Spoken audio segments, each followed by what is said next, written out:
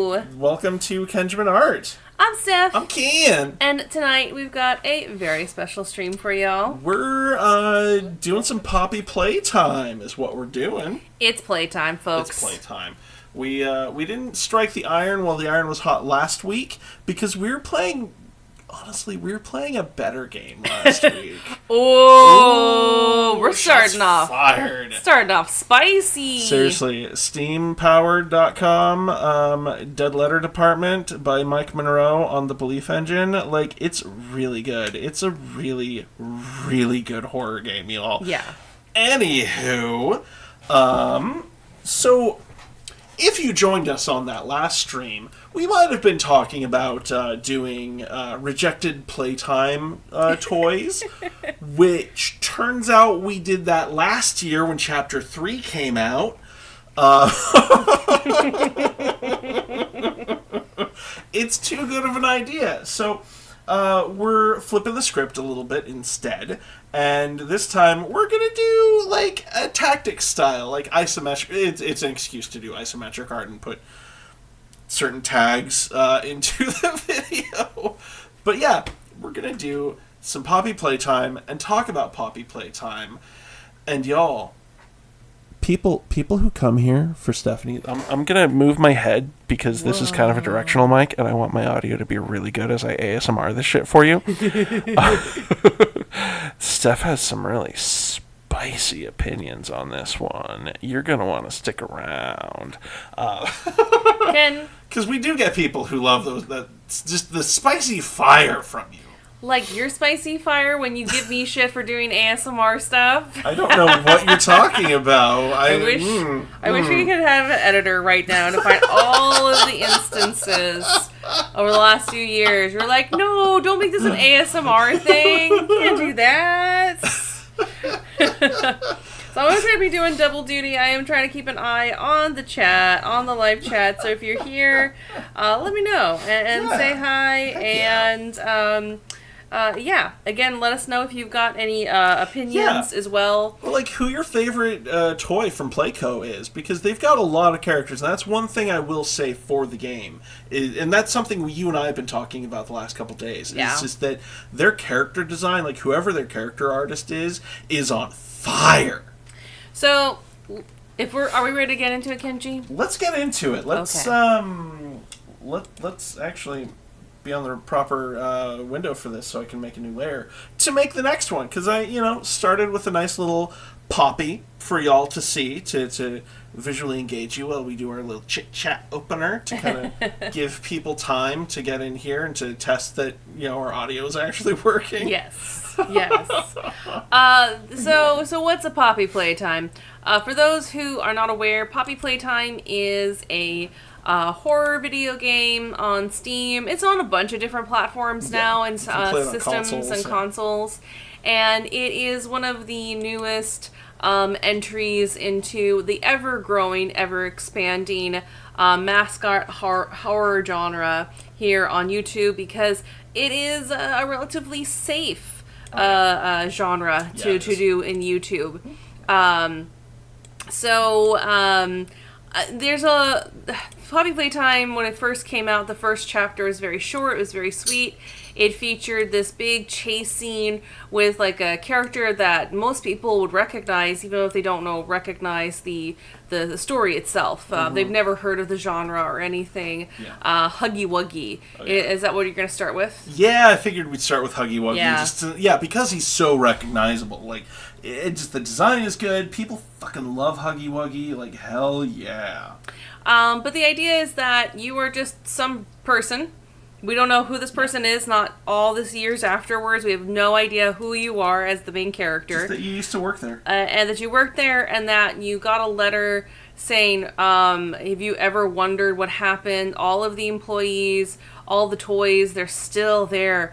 Follow the Poppy. Very cryptic, very like generic, very simple type of catch to get people interested. And I really feel like why Poppy Playtime is as popular as it is two major factors. Incredible art design. The art directors they've got for Poppy Playtime is absolutely phenomenal. Like, and again, a lot of the toys, a lot of the, they made a lot of cartoons and ads for these. Now they are real toys. There's a lot of them that actually exist. But at the time, people were, yes, B is on knocking over everything. Come on. Being a true kitty. She just wants attention. I know. She wants attention. Great interruption there, baby. I know, Good job. right? But so the art design immediately caught people's interest. They spent a lot of money and time making fake ads for these and really hit that good tone for the nostalgia. Just like so much of like the advertising that we got growing up, like in the 80s and 90s, that was the tone that we got. Like they hit our nostalgia hard with that. And early 2000s too, like absolutely. They did a lot of great job promoting it, doing lots of teasers. The game is, instead of the setup for which is, I'm going to talk about this more because I got spicy opinions, but it's set up in the way for chapters. And so each chapter, they introduce new toys, new advertisements, and all the while you are exploring this abandoned toy store that seemingly has living toys inside of them. And as you explore, you kind of find out more lore bits about the story and come to learn all of the terrible things that had happened inside of Playco, which is the name of the company. Now, that being out to the side, and if you have more curiosities, I'm not going to go and talk about all of the things about Poppy Playtime. I'll be talking about some things as it pertains to our main agenda, the main point, which is how would I fix Poppy Playtime? Because I'm the kind of person, my neurodivergence isn't like, I don't like to have complaints about something unless I'm trying to fix it. That doesn't, because anybody can have an opinion of something, and opinions are like buttholes. Everyone's got one, and they all stink. So it doesn't take very much effort to say, well, I don't like this because I don't like it. Yeah. And, that's a valid reason. You don't have to like something because everybody else does, and you don't have to. You can like it for no other, or you can dislike something for no other reason than you dislike it. That there's no shame in that at all. Just it not being to my taste is acceptable. Absolutely, absolutely. Hello, Christina. Welcome. Hello. So when I for those who don't know, I am into horror video games and all sorts of different horror genre stuff. I also really like dark fantasy, a lot of things with fairy tales. I love Coraline. I love Labyrinth. I love those types of stories, especially when they're just spooky and, like Silent Hill, when they don't really try to explain things and it can just remain spoopy. Dead Letter Department. Oh, yeah. That was, we're still like, oh my god, that game is really good. I want to go back to it, not just because I died and didn't technically get the ending, but because it's fucking good. Yeah, I love to do like a multi-part series of that and actually be able to hear it with you. I would love to have you be in the driver's seat next time. Yeah, I'm a faster typer too. You are. I will own that. And so again, I don't like to have complaints unless I'm going to provide, what I think would be better. Because again, opinions are just that. They're just opinions. And that's fine, and that's valid. So I want to talk a little bit about my major complaints, because Chapter 4 was a major letdown. Yeah. Chapter 3 was... I enjoyed Chapter 3. Chapter 1, everyone replayed. It's a very short chapter. It's all mostly just a chase scene and kind of setting up the stage. And so that there's not a lot of high expectations for the first entry, because again, this game is released in portions rather than being a clear, coherent game. Each new chapter brings new game mechanics, new tutorials, new things, and again, for a game that's in development, I think that's fine. I'm sincerely hope that they go back and try to clean things up and do a major release and just do all the chapters as a single game. I would love to see that. Hello, Rachel. Welcome to the chats. She says that she doesn't know anything about Poppy Playtime. Well, don't worry. I'll be talking a little bit about it. We're gonna go into it. It's very much, if you know what FNAF is, it's on a similar type of dead children possessing toys. Yeah, pretty much. And instead of animatronics, these are living, like, big toys. So kind of similar. It's they call it the horror mascot genre, and it's gotten really a lot of popularity on YouTube because it's pretty YouTube safe and friendly. Oh, yeah. I know a lot of people are very familiar with FNAF. If you like FNAF, or Five Nights at Freddy's, there are a lot of similar themes, but like all of these big stories, people have their own complaints about them. Oh, as Christina said that she watched her favorite YouTuber, Metal YouTuber, reacting to it, terrified of dolls. So she enjoyed him watching him scream more than anything. And that is really, truly how a lot of these mascot horror games have become to the popularity that it is today. Mm-hmm. Like, YouTube's got a lot of big censors about you can't show... like, they have certain words that you can't use. That's why people say unalive instead of the word that rhymes with booicide. And, I mean, I know it's a triggering word anyways. And one that people can kind of hide behind rather than, like, actually talking about the real... like, you know, intensity of what that actually is, like the weight of that, what it entails. But there's like certain like very graphic things that you would see in horror games that YouTube, they don't necessarily censor it, but they say that they'll basically demonetize or kind of get a shadow ban. Your video won't get very much attention. Yeah, it was probably the first part, because the first part is very, very short. Most people loved playing the first part, and they started freaking out. It was legitimately creepy. The way they set it up, and again, the character that Ken's doing right now, Huggy Wuggy, art design is phenomenal. They do a really great... It feels like a real toy. Yeah, and it is legit creepy. Yeah. Again, each chapter kind of brought some new things, and I don't really feel like it's good. Again, I would really love to see mob games to a full release where they clean everything up, and rather than having to like continue to reintroduce new game mechanics and more tutorials, like hours and hours into the game, that they have more of a clearer, coherent game and more of a coherent story. That's my biggest complaint. Chapter 4 introduces some other things that I just fucking hated. There's some things in horror that you should never explain.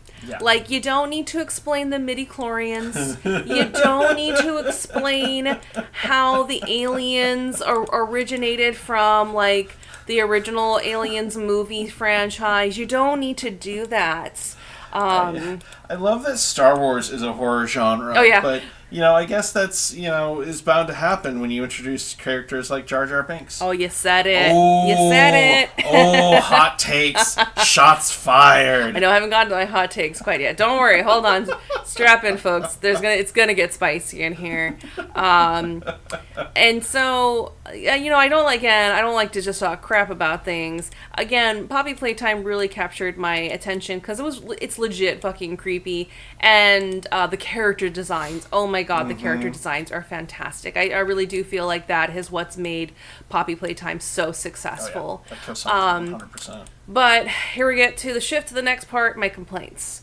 Again, chapter 4 brings in all of these new ideas that they did not need to explain. Like, it's this giant facility, an underground orphanage, and they take orphans and torture them and put them and cram them inside of toys.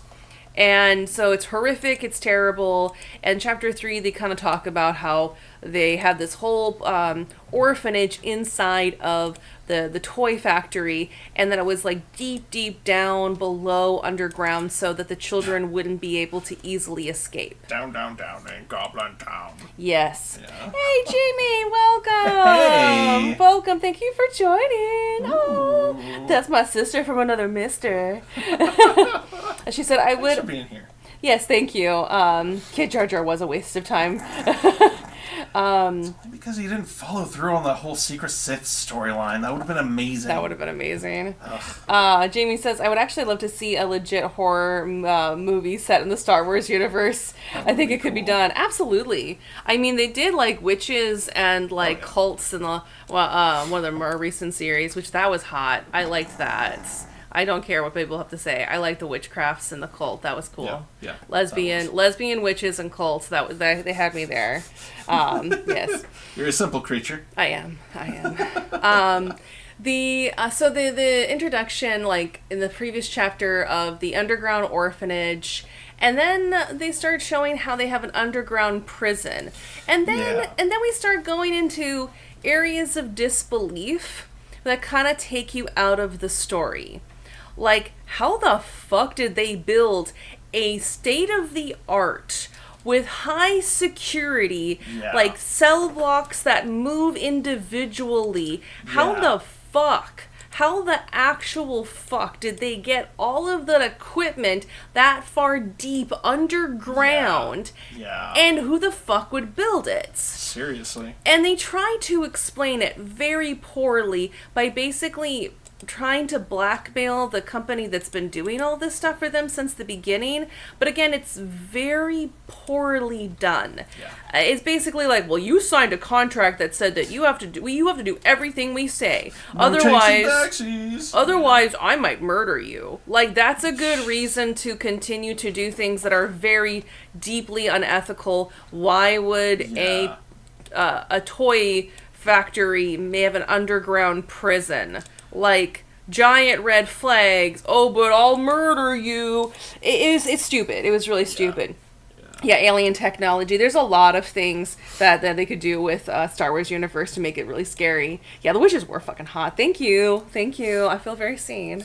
Then there's also this other part where they introduce this scene where you have basically like a waste, like it's like a dump yard.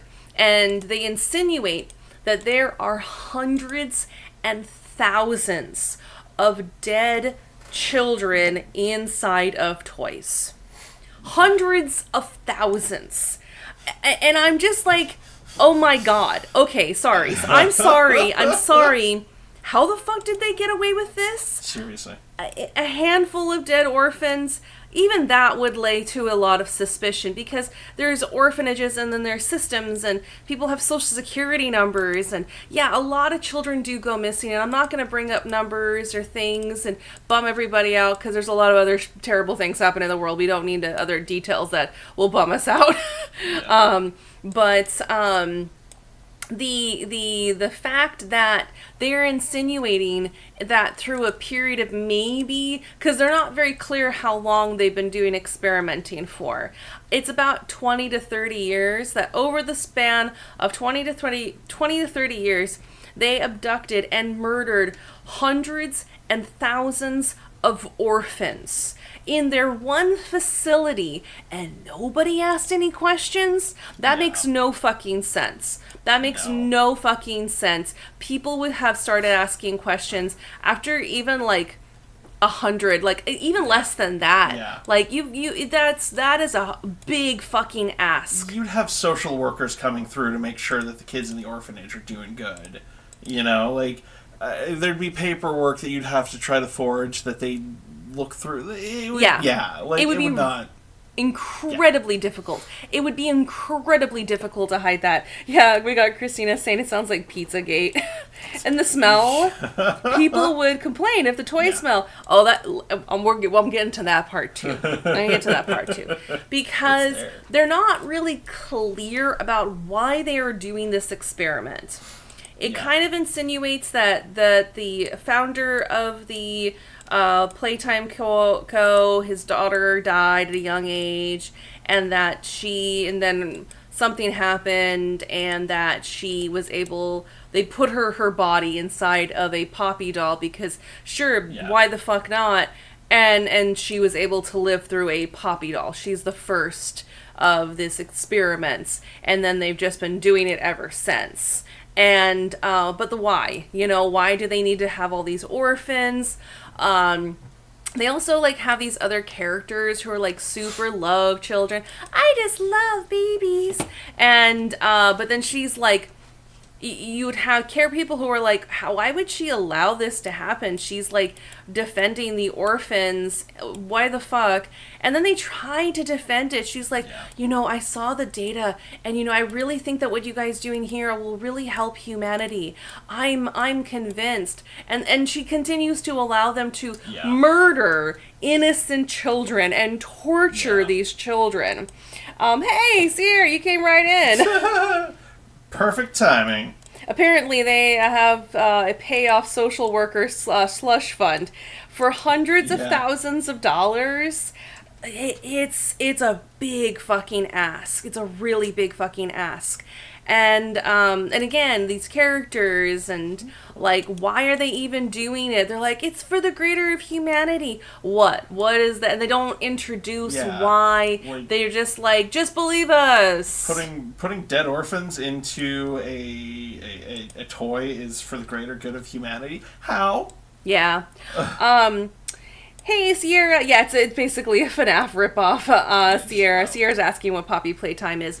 It is one of the newest entries into the horror mascot games that basically they're putting dead orphans, physically, not just their spirits, not just remnant, not just rage or anything. They're surgically altering their bodies. And they show it in this most recent chapter, and it was kind of unnecessary. Yeah. It was really, really creepy and really gory and just kind of completely unnecessary. Yeah. The other, hey, Moxie, welcome, welcome.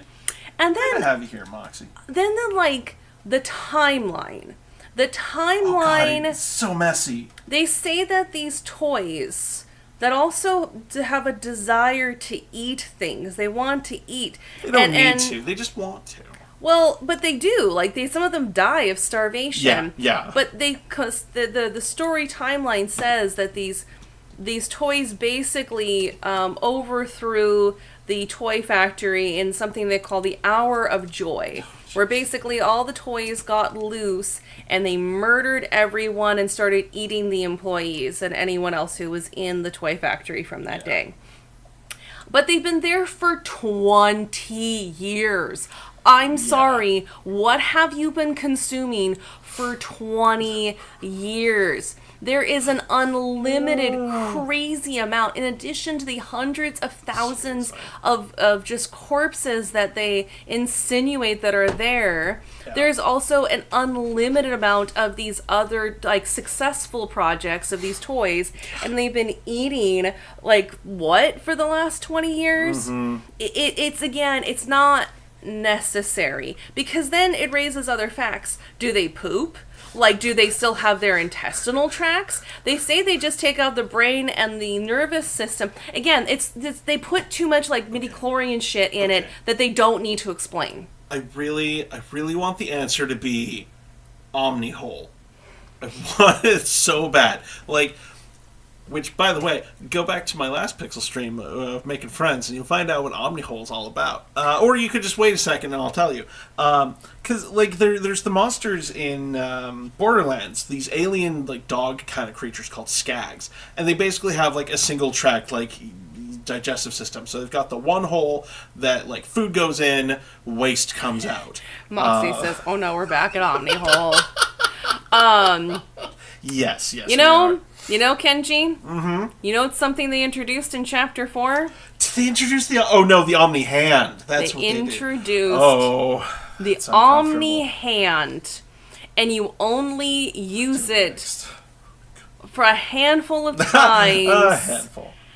And then it breaks. And it's so That's lame. fucking stupid, and it's not necessary. And again, I don't like how it's set up in these chapters. Yeah, who are we doing next? I really like your Huggy. Yeah, I think I like Huggy how you turned did out the really eyes. good. Like that's. Thank you. I know you were playing around with the eyes, and I really like how you ended up where you ended up with Huggy, that. I'm pretty happy with how Huggy turned out. Well, and also, hey, chat, like, if you are familiar with Poppy Playtime, let us know who your favorite character is, because maybe I'll do that toy. I think, next, I've been champing at the bit to get to this next one. Mm-hmm. I want to do Boogie Bot. Like, yes! I adore the design for Boogie Bot. So, I'm going to do the ISO for that. That's going to be a delight. Welcome to chat, Black. Hey, how's it going? Oh, we also have a request for Kissy Missy. Kissy Missy? I could just palette swap the Huggy Wuggy. I mean, you could. That's a thing you can do. I could do that.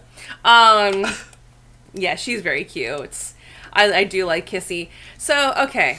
So now that I've talked about my complaints about, like, how, like, they have this desire to eat. They've been living there for 20 years. What the fuck are they eating and surviving? There's an unclear amount of even numbers of how many are there. What have they been eating for 20 goddamn years? Seriously.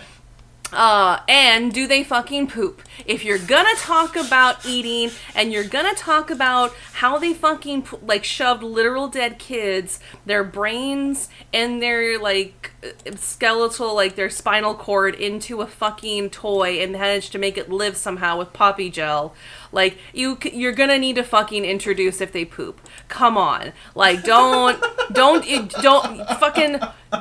be that asshole. Fucking cowards. Fucking cowards.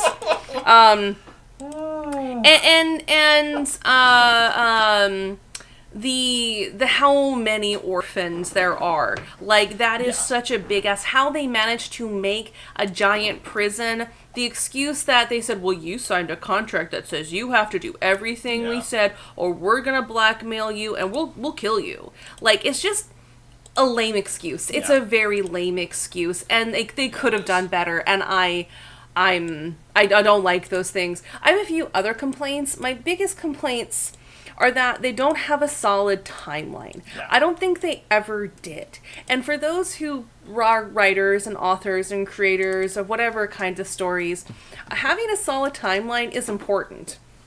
Knowing what the destination is.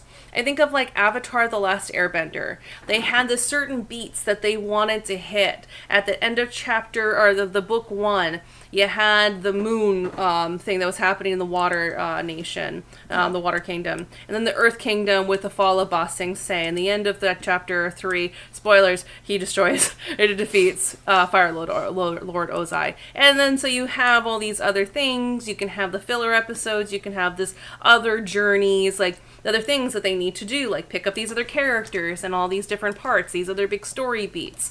And so, again, I don't like to just complain about things without offering a invitation, or excuse me, offering a way I would fix it. So this week I was that nerd, and I wrote out a fucking timeline. You shared the Google Doc with me too. I did. I can verify.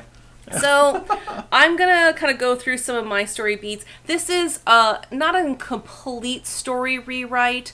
I'm kind of shifting now to how I would fix Poppy Playtime. How would we fix it? How would we fix it? This is a series that Ken and I have literally been doing for years, even before we started dating. To each other, yeah. Yeah. I was like, no, all I would do is fix this, this, and this. We've done one other video talking about how we would fix the story.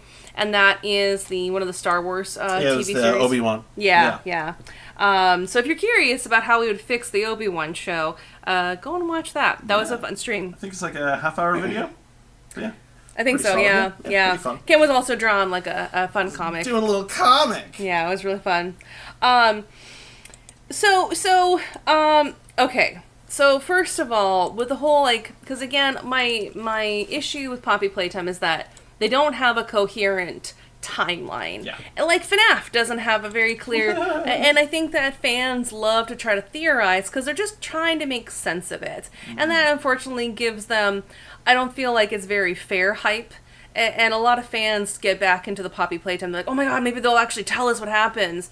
And most of the time, you've already figured it out. Like, the whole thing about, like, the Oliver kid. Yeah, right. Ollie. Oh my god, he was... big twist. He was the prototype all along. Spoilers! What? Yeah. You know, and it was like, that wasn't that big of a surprise. And Not really, no. how they pass along information in the story with these videotapes. I'm like, who the fuck records this shit? Yeah.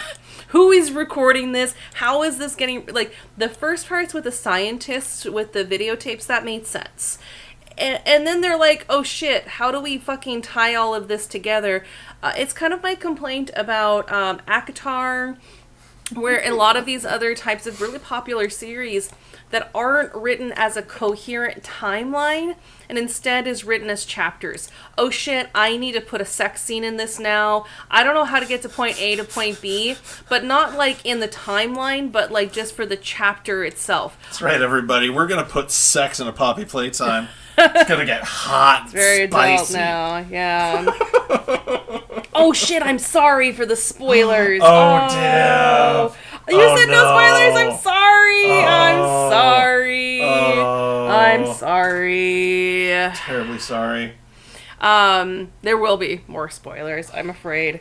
Well, I mean, I think your rewrite is I mean, it goes away from it, but I'm Yeah. sorry about that. Yeah, never leave a record. That's how you get caught. But how else do they explain how things are with all of these cryptic letters that no one would actually write in real life? Yeah. Ooh, wow, something's happening. Let me write down everything so that somebody else who comes along can know exactly what happened. And then that's where it starts to get real into a place of really bad writing.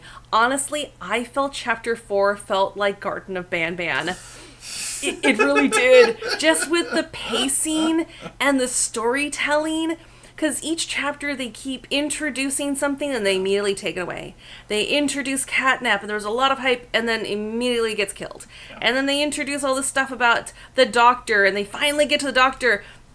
And that battle was short and it was kind of lame. It was really fast. And then suddenly, oh, this character you've been leading up to for months and months and months, and then he's just gone. Yeah. Like, oh, okay. And then again, it feels like it's written in chapters instead of a coherent timeline. Yeah, like they're writing for the chapter. They're not writing for like an overall roadmap. Like, we know where we want to take it. We just, you know, like instead it's, oh, well, let's do this in this chapter because we think it'd be cool. Rather than like, oh yeah, this overarching thing, like, and then this big reveal that we've been building up the entire time. No, it doesn't happen. Yeah. We got Moxie saying, I mean, like, we got to the point where they'd fix the generator and Ollie's like, good. Yeah. And it's not... Probably put that one together. Doughy's also, like, introduced Doughy, and Doughy felt so much like a Garden of Banban character. Like, he really does. It's like, you just put a little, like, cowboy hat on him and he's this fucking frog.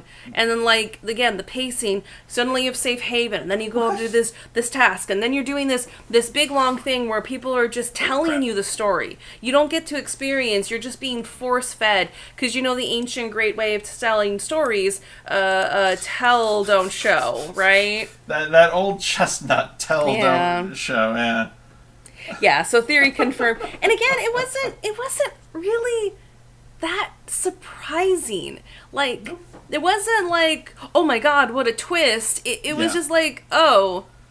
And what I personally feel, small side tangent, what I personally feel is that what a lot of complaints about the theorist communities is that, like, the chapter for one of these types of games will come out, fans will start theorizing about it, the content creators see it, and they're just like, oh shit, they figured it out. We'll fucking throw everything in the trash. We gotta start all over again, and then we gotta have a new surprise. And then they're deviating away from their original story, and they're just writing for the chapters instead of an overall coherent story. And we've definitely seen that in, like, other games, too. Yeah. Like, what was it wasn't My Friendly Neighbor, it was... I know Bendy and the Ink Machine was definitely like that. Oh, yeah, they definitely did that. Because there was one, it's like this dude had, like, this very, like, squash, like, autumn squash-shaped head, like, very, like, Jimmy Neutron kind of character design kind of head. I think you're thinking... I can't remember the specific game, but yeah, like, that one I know that the creators were like, oh, shit, they figured us out, these theorists figured us out, and then they scrambled to change it so that they could get you. You know, it's like, no, let them have it, man. Let them have it. Yeah, Moxie, that's good advice for anyone who's a creator. Don't read the fan fiction of your project. Because, and again, the theorists, they're doing what theorists do, and they're just trying to figure it out because you're not telling them a coherent story. Yeah. And there's good times to do that. You know, it does bring in hype, and I feel like there's just been a lot of, like, natural hype for the game, and that's why people keep coming back to it. But yeah, this chapter, in trying to answer some questions, but they did it really poorly, the pacing... And again, they introduce and immediately take it away. Introduce and immediately take it away. And that really felt like the pace and everything felt very much like they were just trying to rush it out and get it out as fast as fucking possible, like Garden of Bam Bam, because they're just trying to make that dosh. And it feels bad saying that, but Poppy Playtime also made NFTs. Yeah. If you want to talk about a game company just trying to make dosh, like, Mob Games is not one that it shies away from just being about the money. They legit made NFTs to try to help dish out lore. The fan reaction was not good. So I think they dropped it pretty quickly, and they tried to do some damage control. But that still happened. So again, these are the big major complaints, and I'm not really excited about Chapter 5 after Chapter 4. Yeah. Again, it just really feels like they're trying to rush it out and get this over and done with while the hype is still high and people are still willing to give them money. I have a feeling Chapter 5 is going to be the last one, and they'll hopefully come to a conclusion. If they don't, I would be very surprised to see how they'll try to keep this going, because it really felt like in Chapter 4 they were running out of steam. I think they kind of peaked at Chapter 3, and then Chapter 4 was like, hurry up, get this rushed out, finish it up, tie all the loose ends, I don't care. And it felt very cheap and very poor. Yeah. But again, this is how we would fix it. Yeah. So if you're familiar with the Poppy stories, this might make some more sense. I also saw that too, Black, that how a lot of the there's a lot of bugs, and it was almost unplayable. They definitely needed to spend more time on it. When I like that. Those are some tasty words, Black. I hate it when lore feels janitorial. Ooh. Yeah, that's some tasty words. Chef's words. Kiss, my friend. Jamie, you're not too far off. Jamie says maybe Chapter 5 will say was all just a dream. It was a dream induced by catnap gas. Oh my god, that'd be the best fuck you to the fans. Okay, we'll do this, and then I promise I will tell you how I'm going to fix this, because as much as I love bringing out the spice and bitching about shit, I do have, my neurodivergency was like, I must fix it. Must fix it. That was not the brush I wanted. I think I hit Shift B. I think that was the problem. I love your little boogie bot. This is really cute. He's so cute. I love this little guy. So what I personally feel like is that the prototype's behind it all. The prototype made all the VHSs. They brought it all out here. So basically, it can be like the Mimic, and you can help it to escape. That it's going to use your body like FNAF so that it can escape. God damn it. That's what I right. think. Oh, So right. the prototype showed you all the videos so that you would know what was happening, so they can keep you enticed, so that you will continue. And they had to remove all the other toys so that no one else can stop it. It's so evil, I have to stop it by showing me how dang nasty evil it is. Like, the Doctor doesn't really have much of a story. They tried. They tried. But they're basically, the Doctor character is just dang damn nasty evil and loves torturing things because he loves to torture things because he's just a bad guy. He's just dang nasty evil. And so I think it's just the prototype. They're just going with the easy answer that the prototype is behind it all, and I think a lot of people will finally be able to start being able to be more critical of Poppy Playtime. I think right now hype is still high, and that's why they're trying to rush it out really fast so they can finish it, and then fans can be like, whoa, actually I think this might have been like Star Wars Episode 1 and this kind of sucked. Yep, the Mimic could the Mimic, that's funny, I accidentally said that. The prototype could mimic any voice, could easily orchestrated the VHS tapes, especially because it doesn't make sense how any of those VHS tapes would have been recorded, especially the one talking about how the prison was even made. And again, I think they can say, was it all just the prototype? How much did they make it all up? Did any of this even happen? Yeah. Kind of leading to, was this even a dream? You say people can finally be critical, but some people still stand Sonic 06, so... I mean, fair point. Yes.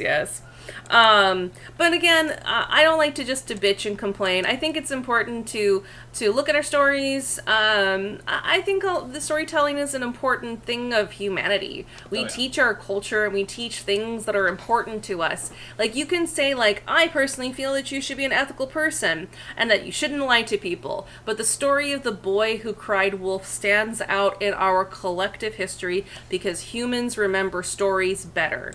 Jamie knows one of my favorite lines is the warmest place by the fire is always reserved for the storyteller.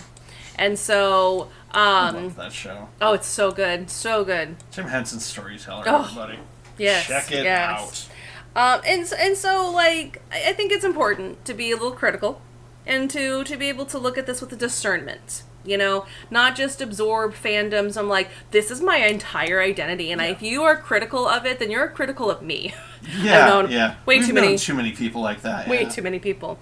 So again, this is what I would do to fix Poppy Playtime, and I'm just going to kind of talk about my timeline and kind of go through the big major story beats. So we talked a little bit about Elliot Ludwig.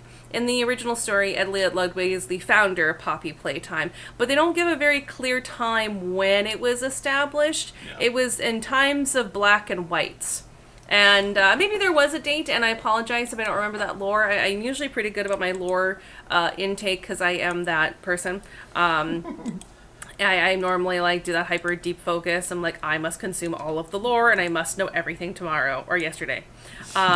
So we established in our own timeline that Elliot Ludwig, when he was a part of World War II, he's of that generation of the silent. That's our headcanon. This is our. This is all our headcanon. I'm moving into our timeline of how we would fix things. So the first thing that we would do when we would fix it is we have the beginning of our timeline being after World War II. This is the silent generation timeline of these people and moving on later afterwards.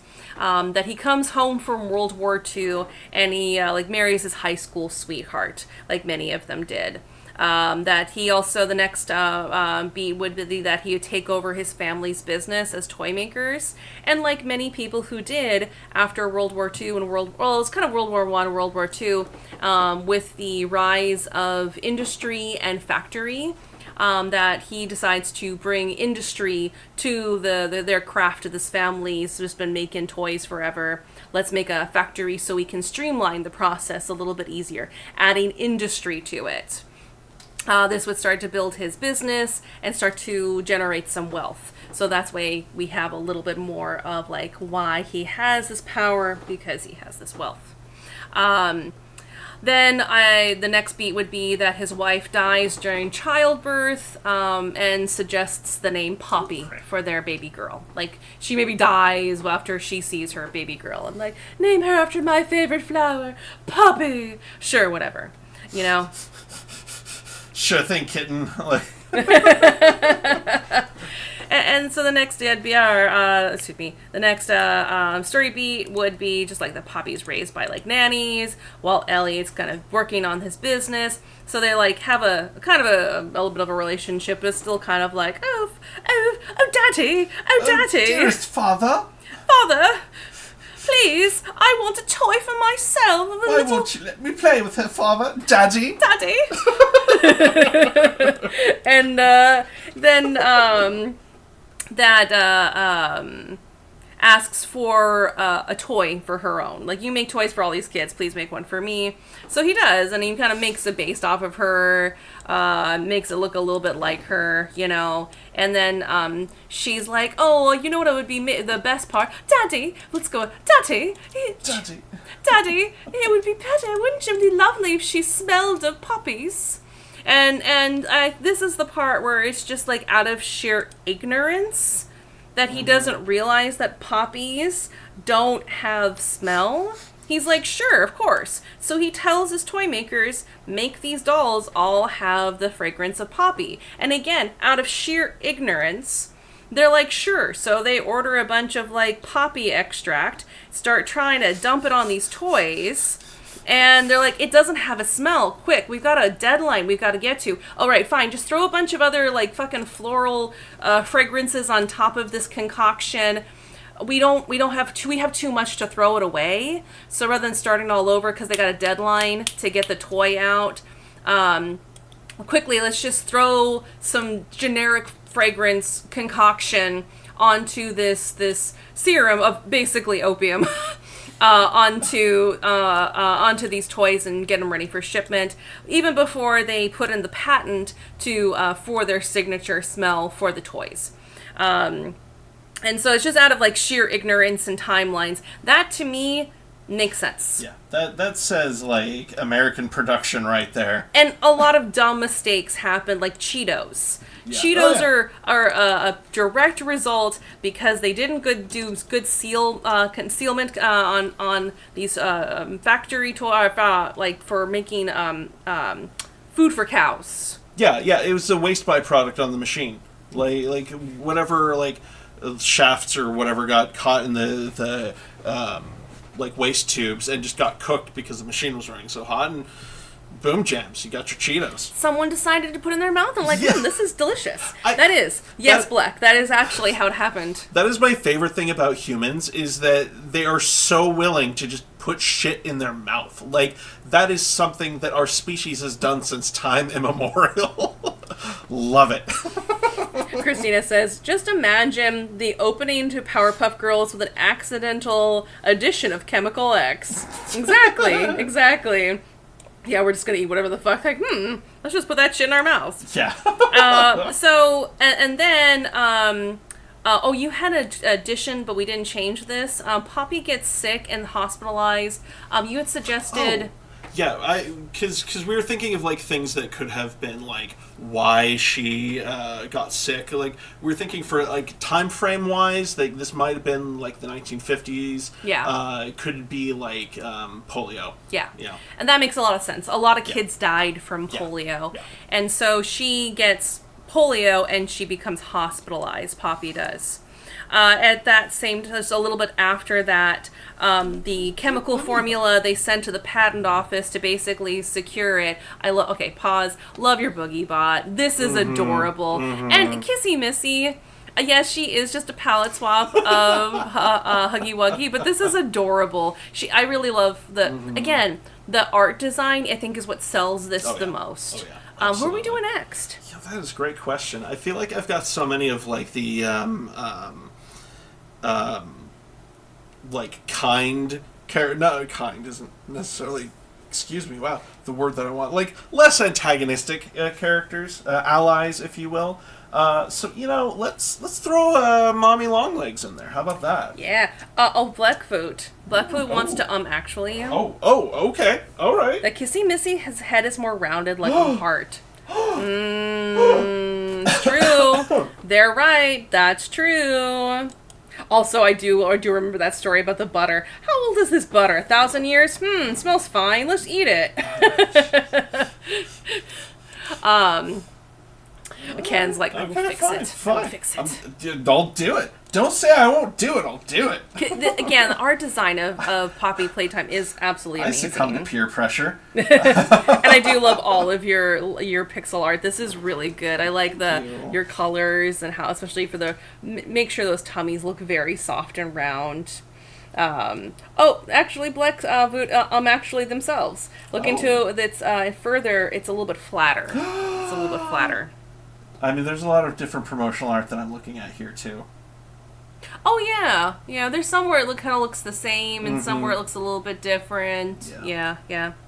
Okay, so back to our timeline. So again, Poppy gets sick. This is again how we're gonna fix it. And then just a little bit after Poppy gets hospitalized, the chemical formula gets submitted to the patent office to basically trademark it so nobody can try to replicate it. And they're just automatic response. Anything that they do, go get to the patent office, get those trademarks so nobody can copy their stuff.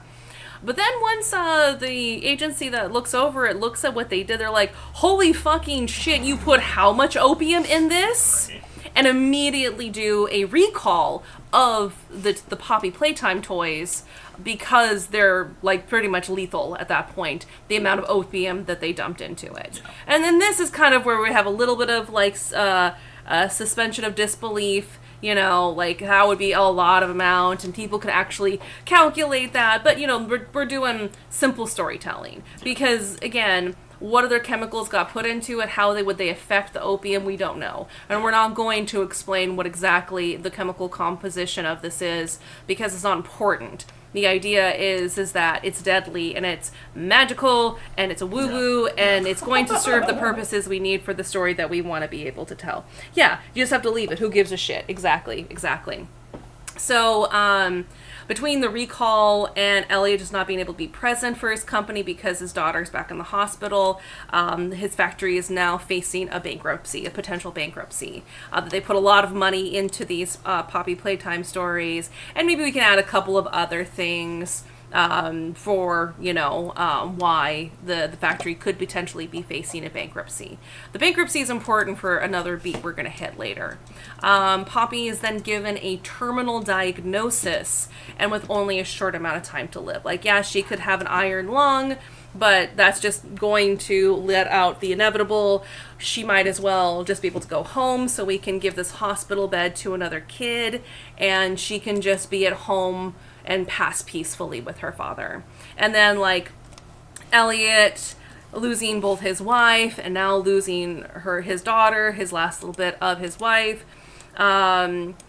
He is really struggling. Like, I thought it'd be kind of freaky, and it's just kind of talk about grief too, and like, I'm a death doula, and like those moments of like when that terminal diagnosis happens, it's tough because they sometimes feel like they come back and they're totally normal and they're fine. And like grief is like such a universal emotion that we all know that's very relatable, and which like having like a core feeling to be like the purpose of your story, like the root of your story, is good storytelling.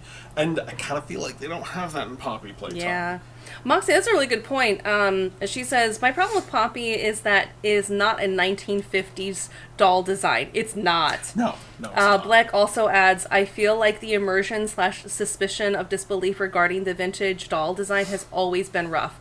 I completely agree. Yeah. And again, what's the timeline, though? Yeah. When did this actually happen? They're not very clear about their timeline. So Elliot struggling with the fact that she's still living and she hasn't died, and it's just kind of, he's already mentally prepared for it. He decides to dump a lethal dose of this poppy fragrance onto this toy and basically let her have her last hour of joy. Ooh, chills. I did Chills. it. I did it. And basically let her die peacefully. So he lets her have like one night where they just go and do this, kind of like when people like people would like overdose, you know, Pizza like, and movie night, right? pizza movie night, whatever the hell she wants. They have this lovely night, and then in the evening he pours this horribly like toxic dose of this Poppy Playtime fragrance onto the doll, hands it to her, and she drifts off to sleep. He wakes up the next morning expecting to see his daughter dead, is terrified because now Poppy's consciousness has somehow moved into the doll, and without any sort of explanation, his daughter is still alive. But she thinks that she's died and she's gone to heaven. And she's like, but where's Mommy? I thought she was going to be in heaven. Why are you here, Daddy? And Daddy, why are you still here, Daddy? And small pause, because I really like what Bleck's saying here. Mm-hmm. Mommy Longlegs says 90s, early 2000s, Smiling Friends. I feel like they never worked within the world. The promotional material, they were always designed to be scary. I don't buy it. It definitely pushes that. It's I agree. Very Care Bears. Yeah. But it definitely pushes it because they still do look creepy. It's the black eyes with the white dots. Yeah. It's still pushing it. It's pushing it. Teeth in their mouths. And, like, depending on, like, what you're doing, like, that language, like, I hate not having teeth in a design for something. And just the fact that they open their mouths so wide and there's no teeth at all, it's just big gaping maws. Like, no, thank you. That's not... It definitely pushes it. Yeah. It feels like the Smiling Friends were probably the least well-designed out of the batch that I've seen. You know what's funny, Black? Is that there are Smiling Critter toys out in the real world. Yeah. But they're not obviously for toys. They are for people who are fans. But I agree, in the world, I don't think they would have shipped. I think it would have been... yes, Sierra, you did come back at an awkward time. Sorry. I don't think they would have actually, like, in a real world setting, and I agree with you, they really pushed this suspension of disbelief for really, really...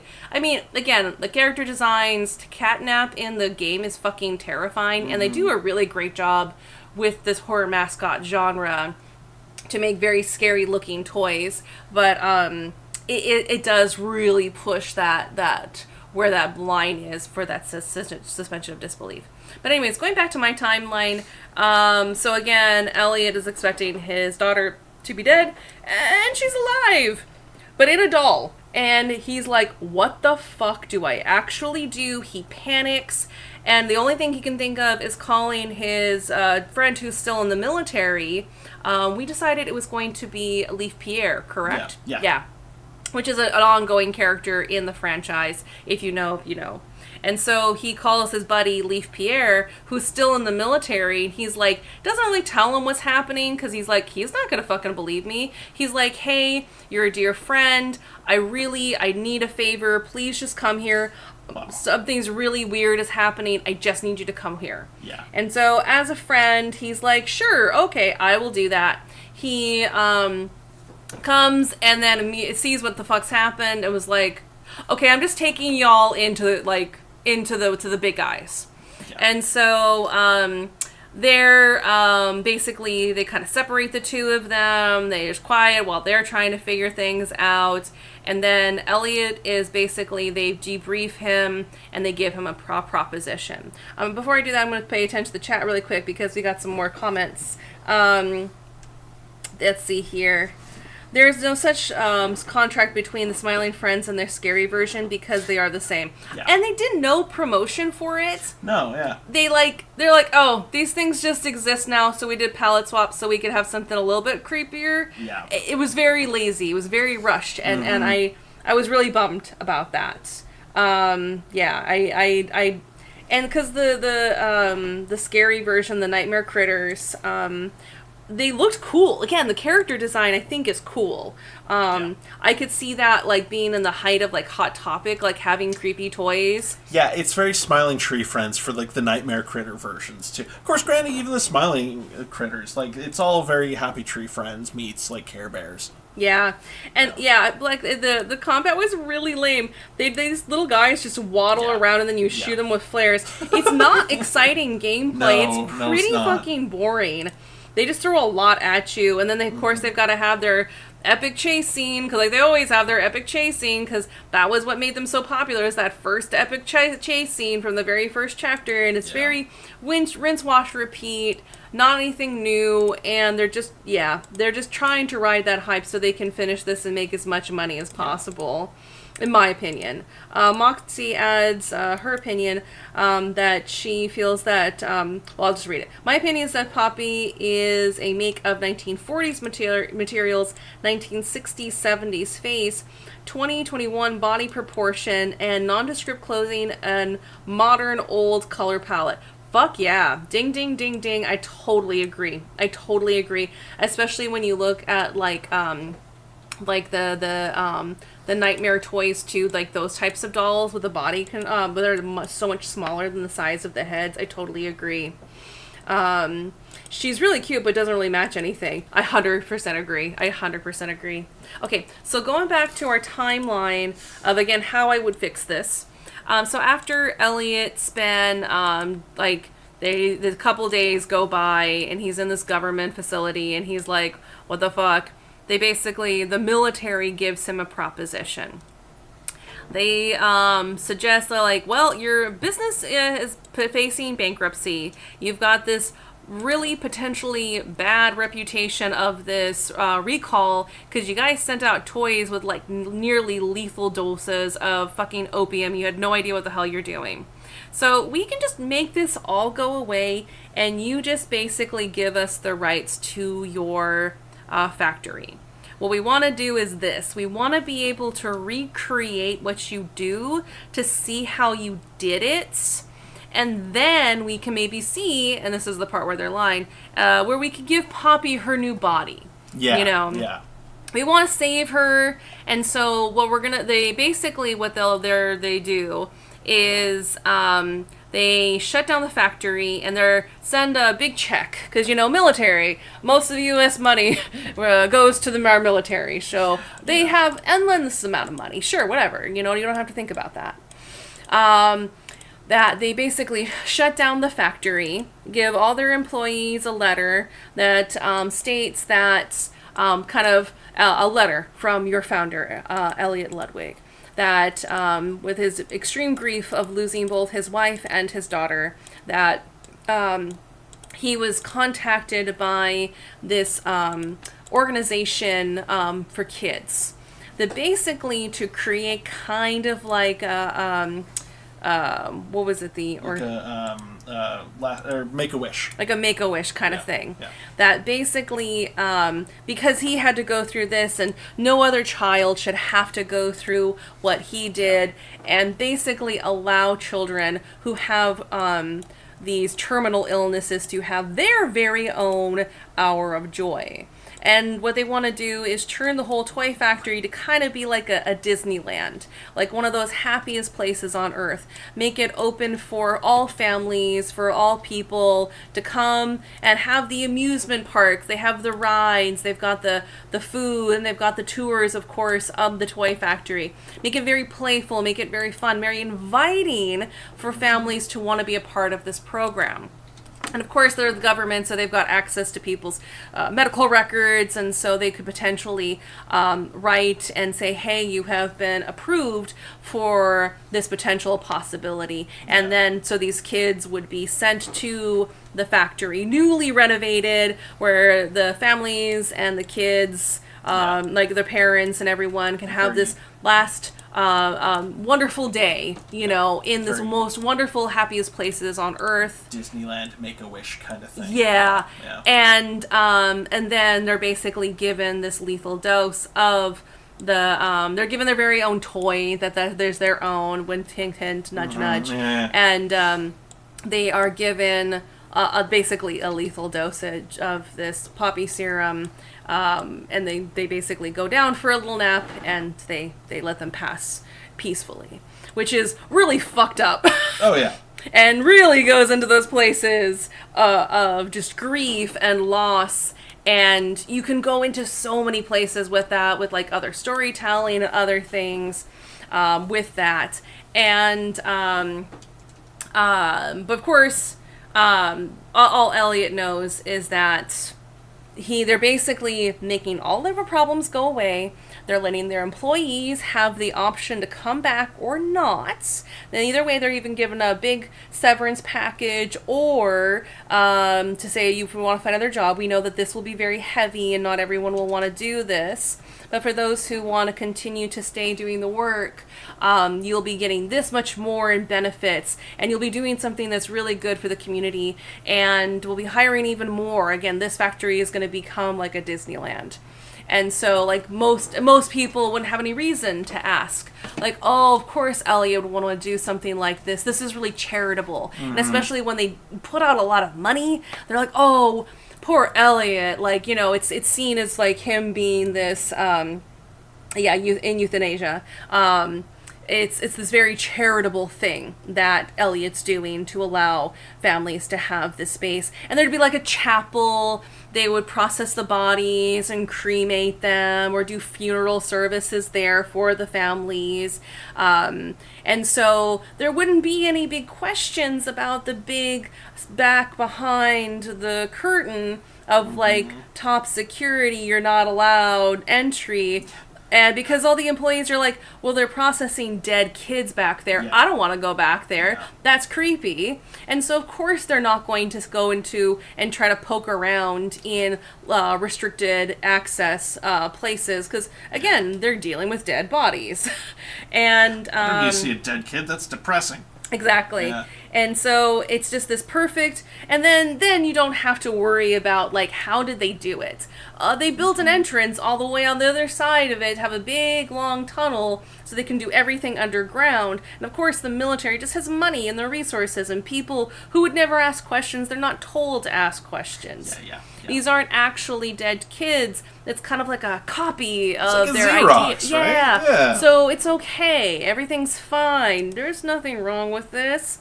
And so it takes time, but eventually it big launches, and they get to start to do their first few experiments, and they're successful, and they can't believe it. And after just like about a few, they're able to replicate it. They try to push it, and then they tried going with older kids, and then they try to take it off-site and do it with adults, and they're not very successful with these adults off-site. Their Bigger Bodies initiative, maybe? Yes. Yeah. It's not successful. It's only successful in this very specific way.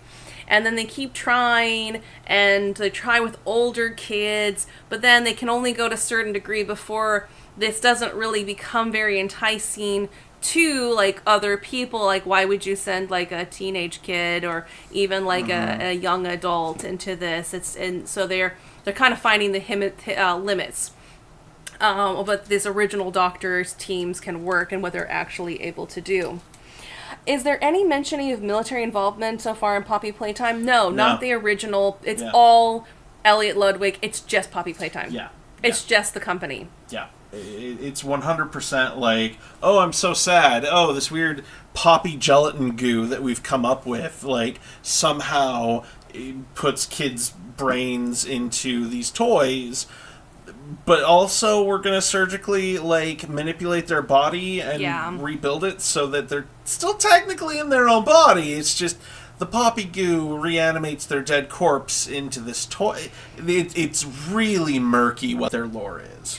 Thank you, Black. Black adds, I feel that would be the only possible source for funding, because discovering the ability to apply consciousness to inhuman killing machines as a concept.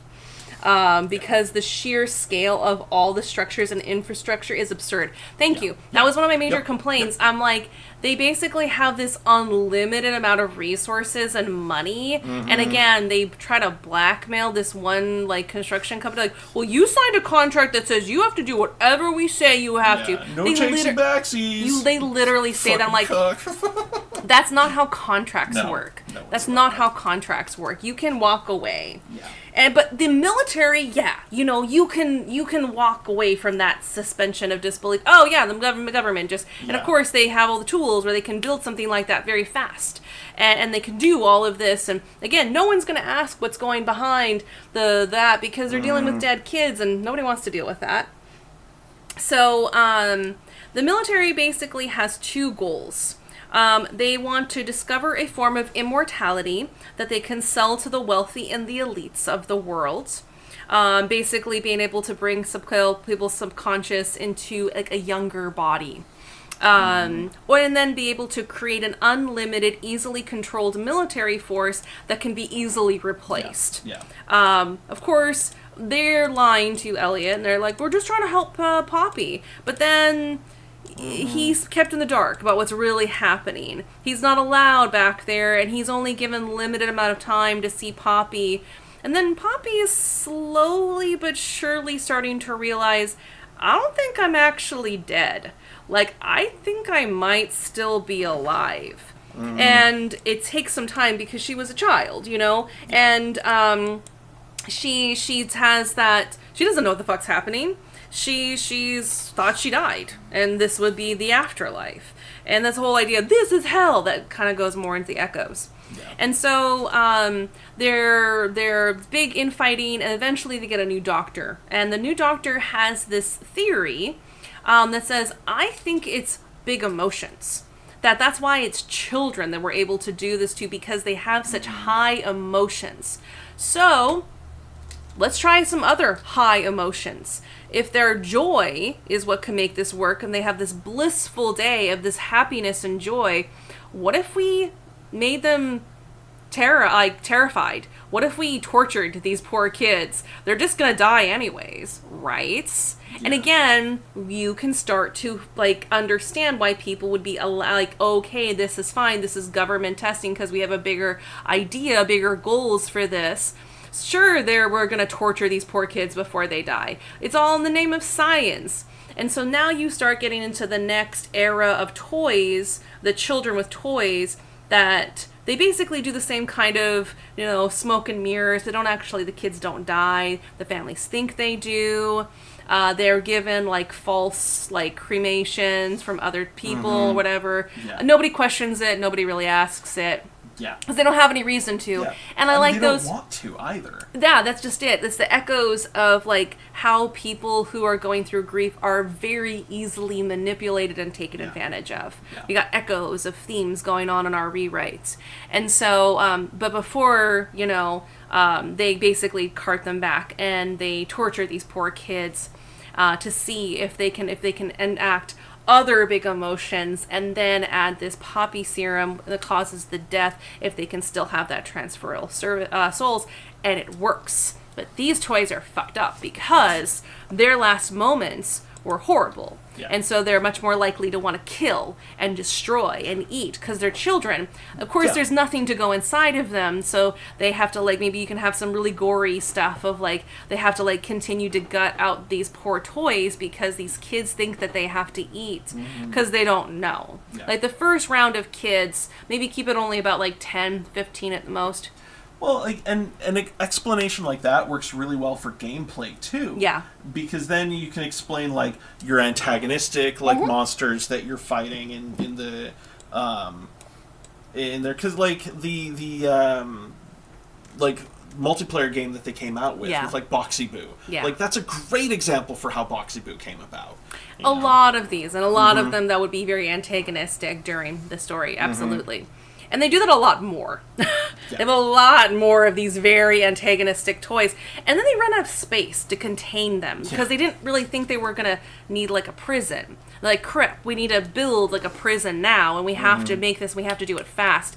Again, the government secret entrance is very far away, miles away, so nobody questions it coming into the factory because nobody sees it. It's clear across town. And so, this second team keeps exploring and keeps trying this. Then they try it with adults, And they find that any sort of big emotion, it helps with this soul transferal, and then they can start putting them into like machines. But there's certain types of machines where it doesn't work. They try something that doesn't look very human, and it's like, I don't know what to do because it doesn't, like, this isn't a body, and they eventually basically freak out until the soul just basically comes out of it. So they start learning. It can't really reanimate dead bodies because it's already, they started rotting, and you can maybe even add some fucking zombies to this. Yeah. Why the fuck not? Yeah, exactly. You know? I mean, zombies would be so fucking kick-ass. Yeah. Nerds would eat that shit up. Oh, yeah. And you just had a bunch of, like, zombies in the corner of, like, the rejected ones of these adults they tried to put inside of dead bodies. Oh, that's terrifying. Yeah, that'd be really good for a fucking horror game, quite frankly. They're like, why the fuck are zombies in here now? We had, like, toys, and now we've got zombies? What the fuck? And then you can have, you know, like, a whole army, you know. And again, these are all people who are supposed to die anyway, so nobody's looking for them. Yeah. Nobody's wondering where these people are missing. Now, they're missing cadavers. There could be stories, and I would love to have a character in our rewrite who's like your conspiracy theorist, who's like trying to break into, like, and they're like, there are dead bodies in there, they got dead bodies, you know, it'd be funny. That kind of character would be fantastic for lore drops, rather than VHSs, like, all throughout the place. Like, oh, why was there a security bit between, like, the doctor and some like no-name person in this thing that barely got introduced? Like, yeah, having just the weirdo conspiracy otaku who jumps in, who wants to figure out what's going on, being the one like, hey, look at these documents that I found in here. Isn't this really cool? Like, this proves what I've been talking about. And in the era of ARGs, like, you could even make a YouTube for this person. Yeah. And they continue, like, that's how they're doing lore drops to hype up for the series. He does a new video where he's like, I'm back in Playtime, and blah, blah, blah, blah, blah, and this is what they're doing. And, you know, it could be very funny and a very easy way to, like, do some lore drops where you have, like, this type of chaotic character. But they do eventually start building. They don't really want to do robotics because it starts to become too expensive. They might as well just make robotics and have, like, people pilot them. But what they do discover is that if they put them in a type of, like, you know, like the military grade, like, with the clothing that's really bulletproof. Kevlar? Yeah. Or, like, dragon skin is another good one. Put them in a like, basically like a Ken doll or like a G.I. Joe, but made out of Kevlar. Yeah. Or, like, surrounded in Kevlar. Yeah. So you have an undestructible, or, like, a little bit harder to destroy type of army that's just easy to replace, right? Indestructible in there, yeah. Yeah. And so, that's what they're much more successful, and they're starting to build this army. Yeah. And so then when you get to the center where they're finding the really big things, they have to train them, and they're easier to train because, again, a lot of these people think that they're dead. And they were tortured, and they think maybe I'm in hell, and so they're playing this fantasy that they think that they're in hell, and they're kind of playing into the fantasy. You have these other characters who may pretend like, I'm the devil, and you're coming into my undead army, and if they're led to believe that, like, sure, why not, you know, like, this isn't even reality, this is hell. They think they're in some sort of afterlife, and so there's an easier to control army. Yeah. They haven't quite figured out immortality for the rich and the elite yet, and so that's why you got all these zombards. But for their elite army, you basically have an army of, like, G.I. Joes, which I think is really fucking funny. Yeah. Meanwhile, going back to the story, this is what the military is doing in the background. Poppy is starting to, again, to figure more stuff out. The kids that are really angry sometimes get loose, and they can start to talk, and the kids that all basically got the best story, they're starting to realize, too, like, I don't think we're dead. And Poppy's like, no, I don't think we are. This isn't heaven. I think this is hell. I think we're still on Earth. I think we're still alive. And they're like, what are they actually doing? Pat Benatar once said, hell is for children. And so they, Poppy starts talking, because, again, Elliot's been given some time, like, with his daughter, and they'll do like story time, and because they're still trying to keep up charades and all that stuff. And Poppy starts like getting clever because as she's getting older and Elliot's getting older, her brain is still developing. She's becoming more like an adult in this really small body. And she starts teaching him things like trying to use code in story time, which would be great for like if you want the ARG and the mystery elements, you can leave like Poppy code. That way she was leaving codes based off of story time that her dad would tell her, or these other things, which I think would be another great element within the game. And then she starts asking her dad for things, because as the military's attention is being driven more towards these other areas in the facility, higher security, things getting broken, and there less tension on the kids and more on the more dangerous things happening in the factory. And what happens over time? Security starts getting loose, people fall asleep, and so it starts to lax, and she takes advantage of that. And she starts asking her dad to like bring her things like a toolkit, like a toy toolkit. She wants to start building things. And she wants another Poppy doll, and she uses the Poppy doll as kind of a replacement for her, as like for cameras. The old pillow in the bed nut. Wow, I just dropped that chestnut. There we go. The old pillow in the bed chestnut. There you go. And so she starts basically like figuring out how to escape using the air ducts. And she starts stumbling across and finding out what's really happening. And she's like, oh, fuck, we need to do something. And then you might have like a moment where she's finally able to tell Elliot what's really happening. And Elliot's like, oh, fuck, what do we do? And she's like, just take me and maybe we can find like aid in another country, because the government's all wrapped up in this. There's no one here. We're not safe here in this country anymore. Maybe if we can fly somewhere to Europe or whatever country, we can get foreign aid and they'll help us. And so Elliot's just basically trying to get as much information, gets caught doing it, and never rendezvous with Poppy in her plan for their escape. And he's too much of a liability, so they basically take him out behind the shack and put a bullet in his head. And they tell everyone, oh, he had a heart attack. He was getting older.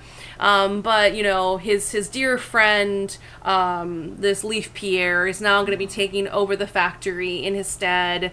We have so much deep condolences. He was such a good man. We'll continue on his legacy now after that he's passed. And there's a big memorial and blah, blah, blah, blah, blah. Poppy doesn't buy in it. You may have a moment where she sees her dead body, or see his dead body. You can make it really creepy if you want to. And so she realizes, oh shit, I need to do something now. And so she starts planning, and she does like all this underground stuff. She basically makes a whole map of the whole facility. Viva la resistance! Exactly. And her new plan is to basically get the first doctors who are still on site and helping and assisting the new doctor to basically say, put us in new bodies right now. And so we get into the time of the story in the game. So I think the game would actually be much more fun if it starts during what Poppy's hour of joy. Basically, when they start killing all the guards and trying to have their Viva la Revolution and get the hell out of there and kidnap the first doctors. So I'm going to talk about the game in a second, but I'm just going to finish my timeline but I think that right at this moment is basically the start of the game. So as everything's kind of the shit's hitting the fan, there's excitement, there's things happening, toys are around, are like, what the fuck is happening? You are discovering as everyone else is discovering what's really happening in Playco. Yeah. So Poppy basically gets enough of the toys, they plan their escape, they get to the first doctors, and they're basically like, well, we haven't figured that one out. And because you've done this and you've put everyone on high alert, there's no way we'd even have the time to be able to do this anyways. Yeah. And Poppy's like, well, fuck, what do we do? And all the kids were like, well, we died once. Might as well burn everything down to the ground. So the next part of the game would be basically you can either choose to work with Poppy to help burn everything to the ground, or you can choose to oppose Poppy and try to stop her from burning everything down to the ground. So you have a little more agency to see what kind of story you want or what kind of ending you want for the game. That's the main beats that I have for my basic rewrite. So the other part that I would have for the game, you as the main character, basically you start as somebody who was once a security guard working for a Playtime company. You used to work at the front desk. Okay, pause before I go into this. This mommy is great. This mommy Longlegs. I like how you made her hands look like little sausages. You're the pixel artist. Phenomenal. Thank you. This is. I would love like in Taxic too. You could easily see her bobbing back and forth really easily. Her idle animation would be really fun to do. Her idle. That would be a cool stream too. Just animate. That would. If we keep it in 2 hours, then that would be the one. That would be a long stream of just animating that. That's a really good one. Well, who are we doing next? That is an excellent question. Lex says, love Mommy Longlegs. Good art of her. Thank you. I think it's really good. I'm kind of thinking maybe Cat Bee. I really enjoy Cat Bee. And our baby bee, our kitty, name is Bee. She's our little baby bee. But she's BEA, not BEE. But sometimes we call her like a little bee. Buzz, buzz, buzz. You have not seen anything of Cat Bee in this whole entire game, and I'm mad about it. You just see like the cardboard cutouts, and it just come on. Like you gave us Boogie Bot in Chapter 4. Like you got to see a little Boogie Bot for like a half a second. And like there's so many other characters that they don't actually do anything with. Yeah. They did get such wonderful character design. They're like, oh no, it's just the nightmare critters now, or it's just the smiling critters now, because it's easier to animate, because they're like, we're just trying to do this really fucking fast, and again, complaints. Okay, so going to the actual gameplay, you play as a security guard who's been working for Playco for a while, but you work more at the front desk. You like welcome guests, kind of show them the ropes, give them their badges, maps, take money, that kind of stuff. Like very, very simple entry guard, kind of job. But you just experienced a great loss. I thought it'd be, kind of poetic if they lost their spouse as well. Yeah. Have them be a mirror for Elliot Ludwig. Yeah.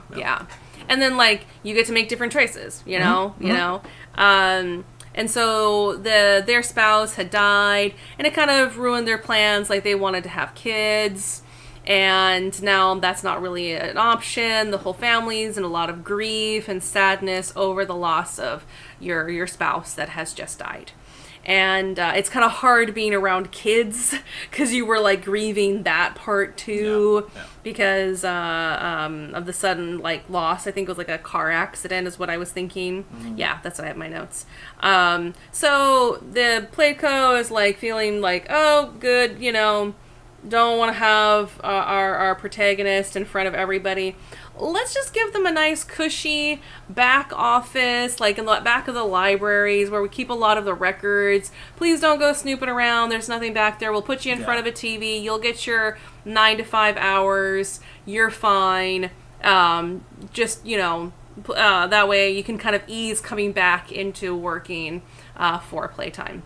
Yeah. So you're in the back almost where everything is happening, but close enough where, like, you start hearing weird sounds, and you can go and get up and investigate. I mean, I think it'd be funny to have, like, the choices, like, you don't choose to do anything, and eventually things can kind of start, and then you have the sirens that go off, so you can have a lot more agency of, like, do I stay here and continue to watch TV?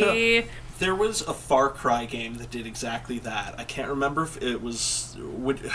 There's one where you were like a guest to like some island dictator, and the guy tells you, "Oh, wait right here as my dinner guest. I'll be right back." And if you actually wait 2 hours, he comes back. He's like, "Thanks for waiting. That silly nonsense is taken care of. Let's actually have dinner now."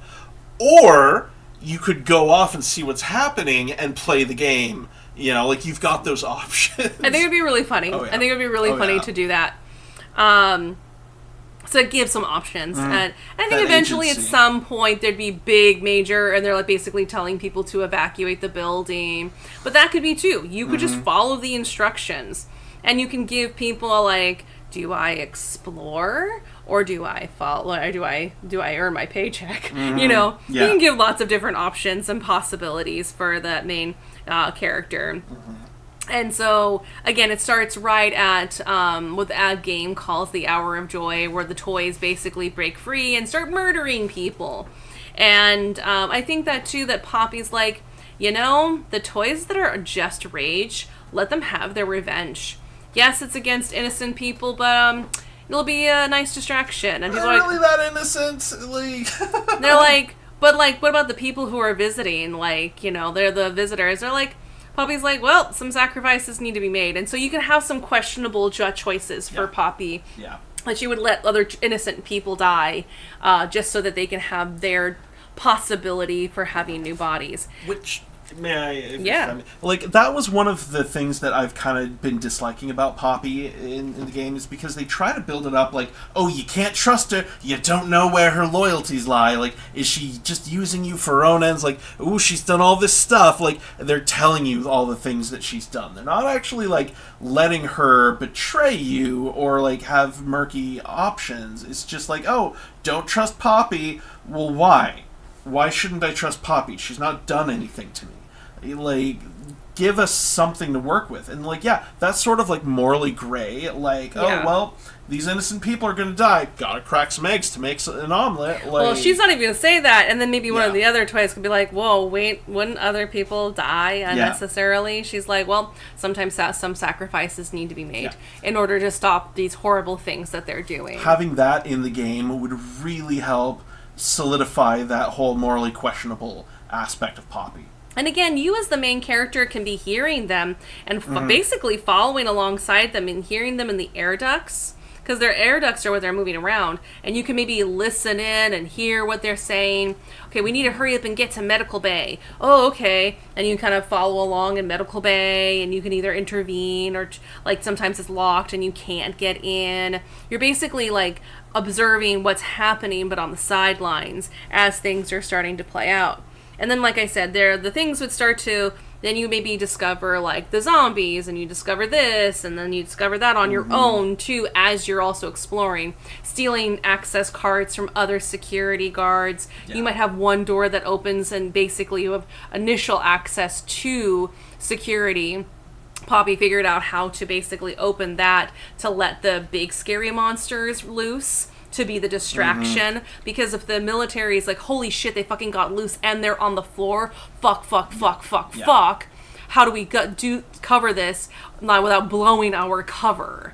You know, like, it's and without getting the local police involved, we have to quickly detain this as fast as possible. So all the military is going to be out on the floor taking care of the big, like, these other problems. And again, then you have your big bodies. scary and then meanwhile you're kind of following along Poppy, and then it kind of comes up to that big turning point of, like, do you choose to go with Poppy and help her with burning everything down to the ground, or do you oppose Poppy? And you're like, no, what you're doing is wrong. Innocent people are dying. This is fucked up. And you try to stop her. And they both can lead you to different paths, have multiple endings. Like, I would imagine that if you choose to help Poppy, that, like, or if you, let's say you oppose Poppy, and the military's like, congratulates you for helping them, and you're basically, like, told, like, either you comply to us or you will disappear, or they know too much and we can't let this person live a normal life.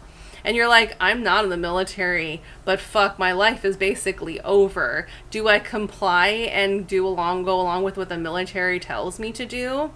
Or do I walk away and then end up with, like, a bull in the back of my head? Do I try to escape to another foreign country? You know, there's lots of different things that you could potentially do if you choose to side with the military. If you choose to side with Poppy, like, you could choose to, like, help them and have, like, the good ending Yeah. Like, giving your players multiple endings is a great way to kind of just introduce extra lore as well. You can have your canon ending, the goodest ending that they would want. You can choose to either end your life, because then maybe if you help out, and like Poppy's like, dude, they will not. Like, if we do not burn everything down to the ground, if they find you, because I doubt everything's going to end here, there'll probably be other military people who will try to find you and end you. You need to get the fuck out of the country, do something, get the hell out of here. If you choose to try to walk away, and then that could be like some other like secret ending. Maybe you and the conspiracy guy, like, end up in Argentina and, like whatever. That would be the ending I would try to go for so hard. And it ends with like a dog, Yeah. and aliens, because you gotta have your dog alien ending, right? Course, right, yeah.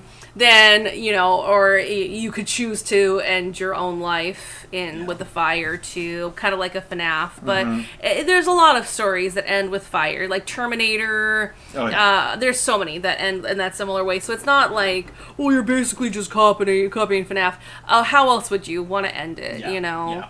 If you were a... how questionable how old, Poppy is at this time. So, but that's how I would fix it. I'm curious what people think, as far as, like, if there's anything else that they would add. I don't know. You gave me a lot of feedback on it, and I know you're absolutely biased because you love me and stuff. But, like, what were your thoughts immediately based off of this ideas? I think that, talking and arting at the same time is always a difficult chore. So thank you so much again for being my co-pilot on these. Always.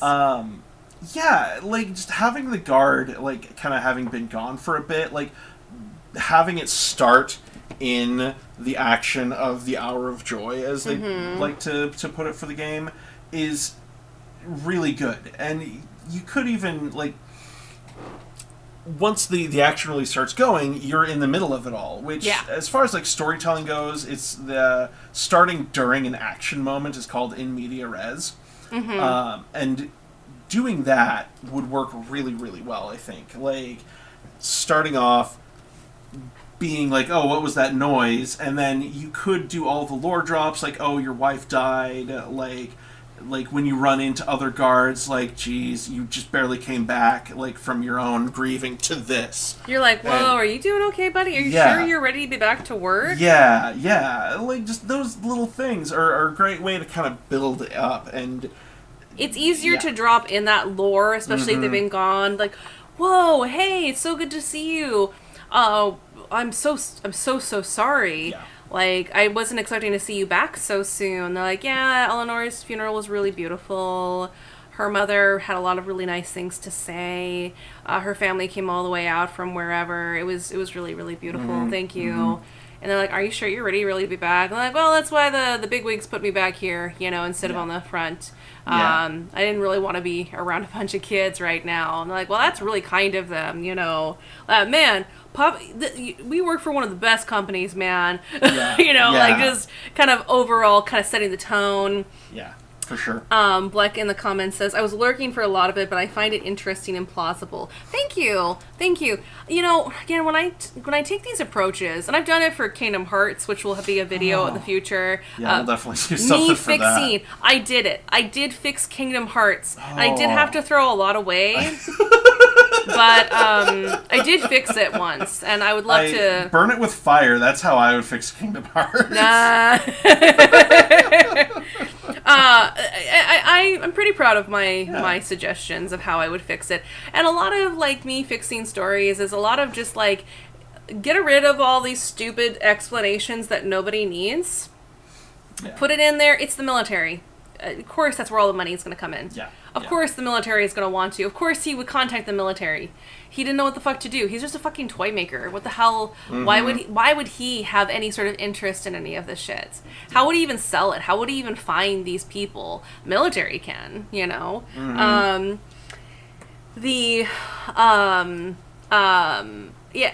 and so, like, when I come in, I just try to, like, remove all the stupid things, because unfortunately a lot of fans can ruin fandoms by asking, but how do they have force powers? But where does the force powers come from? And instead of saying it comes from the force, it's a living life force, it's kind of like chi energy, man, don't think about it. And they're like, but I need an answer. And they're like, okay, I guess I'll just come up with something, midi-chlorians, and it's in your bloodstream, I guess. And it's just very unrewarding. There's a lot of things you do not need to explain. And then there's some things you do need to explain, like how you end up with hundreds of thousands of corpses of just missing dead children. And it doesn't make any sense. The style was really cool, but like, again, like Poppy, is she really 1950s? Is it this? Is it that? Why was all of this? How are they making the money? How did they build this shit? Like, why is it all underground? How the fuck did they bring these giant steel bars this far down? Yeah. How is the surface level not collapsed in and of itself, having these giant caverns underground? You know, there's a lot of, like, things. But again, if you're just like, oh, the military just took care of it, you're probably not going to be wondering about as many of those questions. Yeah, for sure. You know, like, and those kinds of simple things... it simplifies. And again, if you write, instead of writing in reverse, where you're like, oh, how the hell do I get to this point? Like, I put myself into this point, and now I gotta figure out how I got there in the overall timeline. Shit. I guess it's the prototype.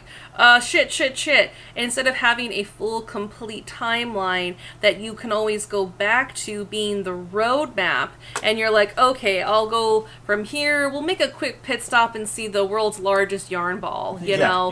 Then it becomes a little bit more coherent, and you have a clear understanding of what the actual story is. I do love stories that start in action, because then you're immediately involved, and especially for video games, you're immediately called to do something. And again, you can choose to get involved, or you can choose just to sit there, or eventually zombies could start swarming, and you're like, holy fucking shit, you know? Oh, yeah. Like, there's so many different things, and rather than, like, introducing new characters for every chapter because you have this art team that you're wanting to pay, and they're like, what do I do for the next chapter? Quick, more toys. Why wouldn't have these toys been a part of the original lineup? They seemed like they were really important. Why wouldn't you see any of the smiling critters up above? Oh, well, they're just for the orphans. They're just for the orphans. And this is what I mean by, like, writing in reverse, because you're trying to fill in the gaps that you accidentally left because you didn't actually have a full developed story ahead of time. You know, and just kind of yes-anding you on that. Like, so many of the characters, it just, like, once they're gone, they're gone. There's no, like, interconnectivity between each chapter, which is really disappointing, because, like, I'd love to have seen where some of these characters would have gone. Like, they honestly, they killed Mommy Longlegs way too quickly. She would have been fantastic to absolutely see her kind of coming back in, and maybe, just maybe, she was a misunderstood kind of character. You know, like playing around with that would have been so rewarding, quite frankly. And the testing playing area is just the amount of work and effort to do this. Again, if they had just been like, let's just try to replicate what Elliot Ludwig did first in this whole, like, you know, like, basically trying to recreate, because that's what a scientific approach would be. Yeah. Let's try to recreate this in the best way possible, while also having a cover, and we have a very easy place where we can basically get people to sign up for this, and basically recreate this and have this wonderful hour of joy for these children. And it might even be called the Hour of Joy program, who knows. You can bring all that kind of lore shit into it. But who are you working on now? You know, I thought... I love your cat bee. Thank you. That I'm cat bee very is... happy It is a kitty bee. and also a bee, and I love it. I thought, you know, we've got enough time. I think I know I could make PJ Pugapillar pretty quickly. Yes, that's also... And again, got rid of PJ Pugapillar immediately. I know. We haven't seen him since Chapter 2. Like, that was really good gameplay. It was. And then it was, like, gone. Yeah. And then the recent chapter is like fucking Garden of Banban. It's so cheap, poorly paced. Do this, exposition, lore drop, really dumb writing, really bad voice acting. I'm so sorry.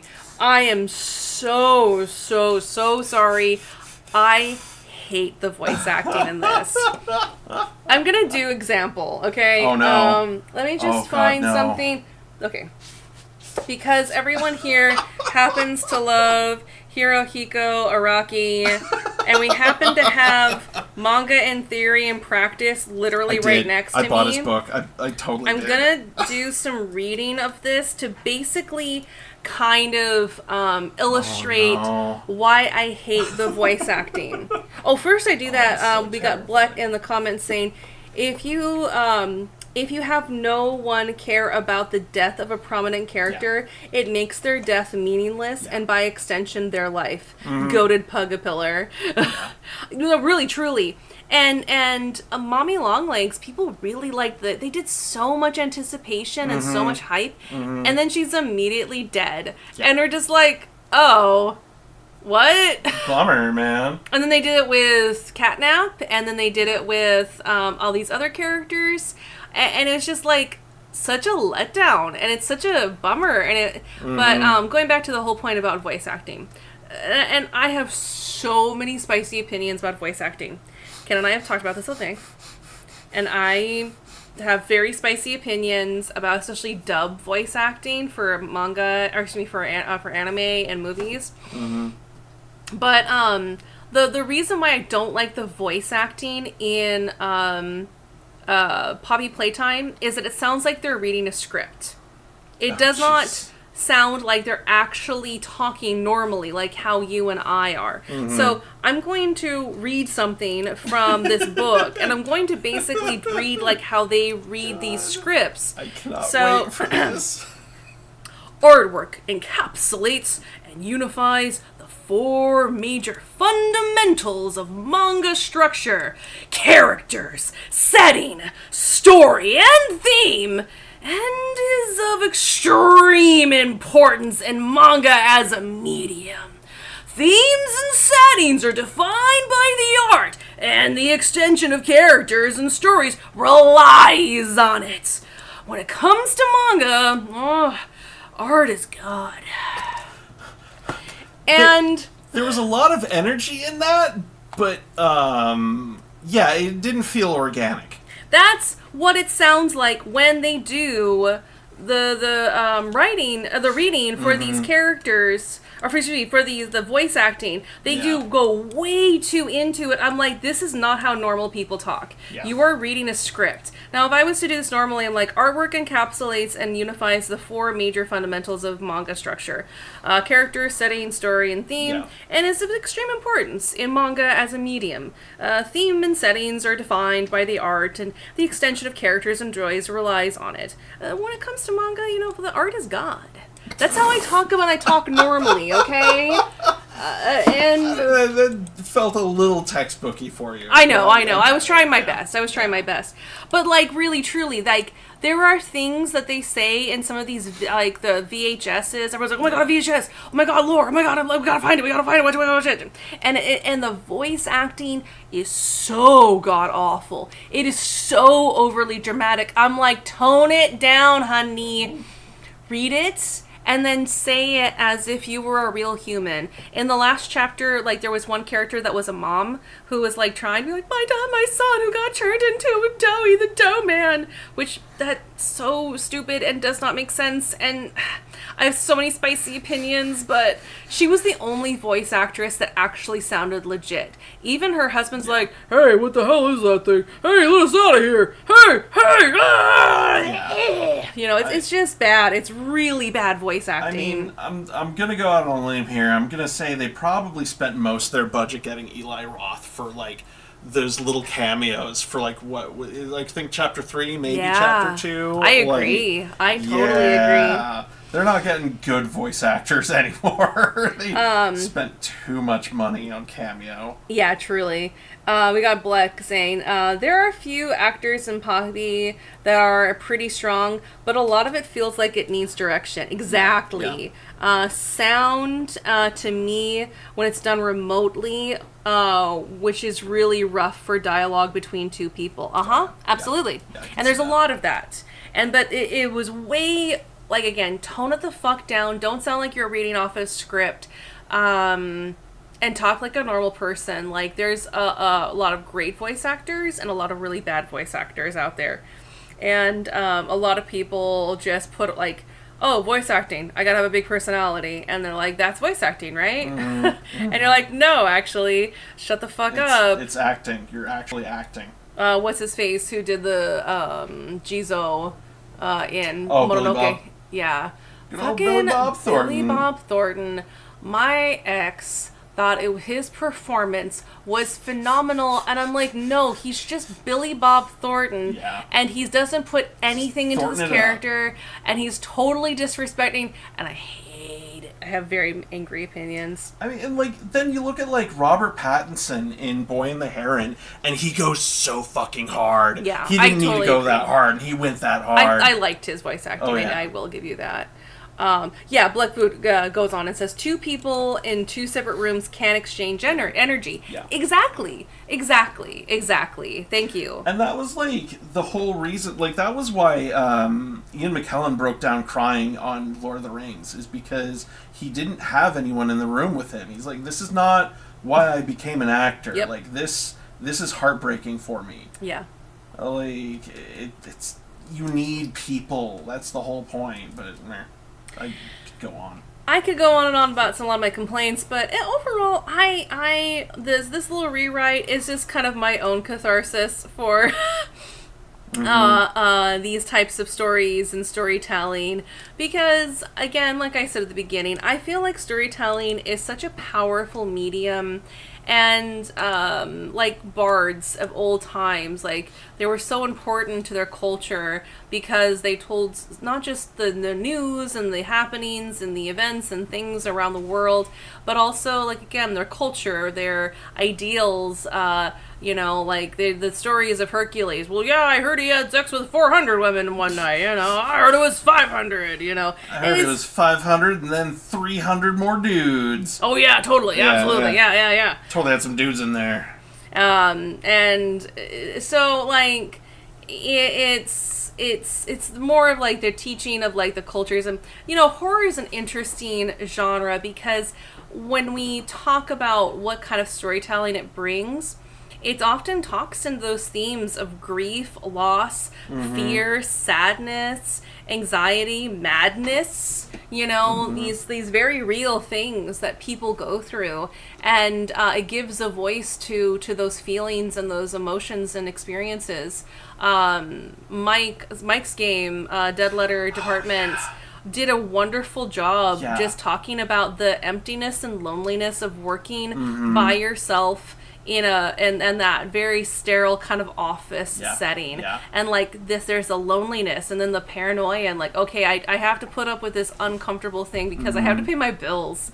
And what that echoes and like how people are willing to put themselves into these things, and just the letters that are sad, they're like, get lost. Like, who is this person? She died, Yeah. And then the feelings of madness that comes from loneliness. I think it's beautiful. Yeah. Like, how we can put so much into words without actually having to say a goddamn thing.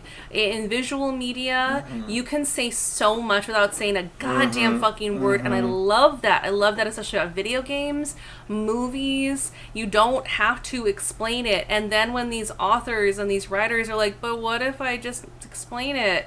And you're like, no, don't. You're actually doing everybody a disservice by trying to explain it away, honey.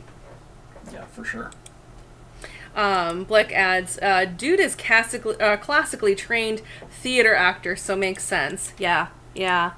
And so, like, a story like Poppy Playtime, what's the overall story? What's the overall theme? In my rewrite, it's talking about to what extent people will do for that grasp at immortality. Yeah. And the grasp at, like, power and control for, like, this army, right? Of being able to use people for their own power and control, which is this idea of what the military is after, and the fragileness of these emotions for these children, and grief and sadness of like how these diseases can just easily snuff out these lives, Like and the grief and control too. and control, yeah. No, go ahead. I'm sorry. Well, it just sorry, no, I was talking over you. Excuse me. You're all good. Yeah, like just the theme of like losing control. Like you want to be in control of something. Like fear. So much of fear is based on just not feeling like you have control.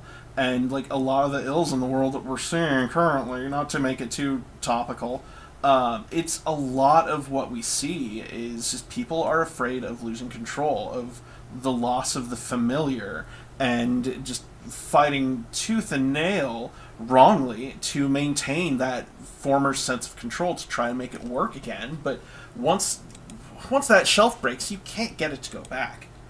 I mean, that's a whole other conversation for another day. Yeah. But, like, I only bring up this point because, like, what's the story of Poppy Playtime? Mm-hmm. What is it? Yeah. What's the overall story they're trying to tell? They don't really go into it. And because it keeps changing, because they're writing in reverse. Yeah. I mean, it, like, when we were talking earlier, I brought this up, is that it really feels like the same thing that happened to The Legend of Korra, is that, like, the studio didn't know if they were ever going to get another season beyond the one that they were currently on. So they just were writing to complete that season. And Poppy Playtime probably doesn't necessarily have that, but it still has that vibe of, like, oh, we don't know how much longer we're going to get to keep doing this, so we're just going to go for whatever we can in this chapter. When you and that, there's again so much I can say about that detail, and that's fucking frustrating, and how it can ruin a really good story, because Avatar: The Last Airbender is still such a beloved story by so many people, because it had such a solid timeline. It had a very solid story. They knew the story they were going to write. And the little pit stops along the way were the fun adventure that you got to have as they were writing it, right? But, like, they had a very complete story from start to finish. And thankfully they were able to allow to finish it. And again, you have, like, movies like, I don't like to bring it up too often, but the only reason why I bring this up is, like, filming. So you have Lord of the Rings that they filmed all at the same time. Everyone thought they were fucking crazy for doing it. Yeah. But the continuity looks great because it was all filmed at the same time. You don't have actors coming back like 7 years later looking very different, trying to fill into the same Hobbit feat that they were trying to fit into 7 years ago. You know, Orlando Bloom trying to come into the Hobbit all those years later, and you can tell he looks very different. His shoulders are broader, and they try to hide that with bigger armor. And it kind of works. It kind of works. Dude was working out more. He wasn't, like, in his 20s anymore. Yeah. And so, but it worked really, really beautifully. And then you had, like, a movie series like Harry Potter. That's the one I don't always like to bring up. But again, the story, he's like, I'm 12, and he's like 16 years old, and he does not look like a 12-year-old when he says this line in the movie. And I'm like, it's comical, it's very silly, and it's because they just kept filming one after the other, after the other, after the other, and like these poor kids, that was their entire childhood, was like on the sets of these movies, which was incredibly unfair to these poor kids. But that's a different conversation. But you know, like I think it says a lot for, like, if you have a clear idea and a clear direction, and fucking CEOs get away from these fucking creators telling them what the fuck to do, and Studio involvement kills so many projects. Really, truly. And like, if you just let them finish their projects. Now, I say that, and then you've got people like George Lucas, who, like, he wanted 100% control, and then you got the fucking prequels, which are total complete trash.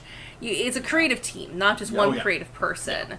And allowing these creative teams to have that power over their creative projects, you get much more coherent stories. And people who can, like, have this very clear image. It didn't take me long to write this outline.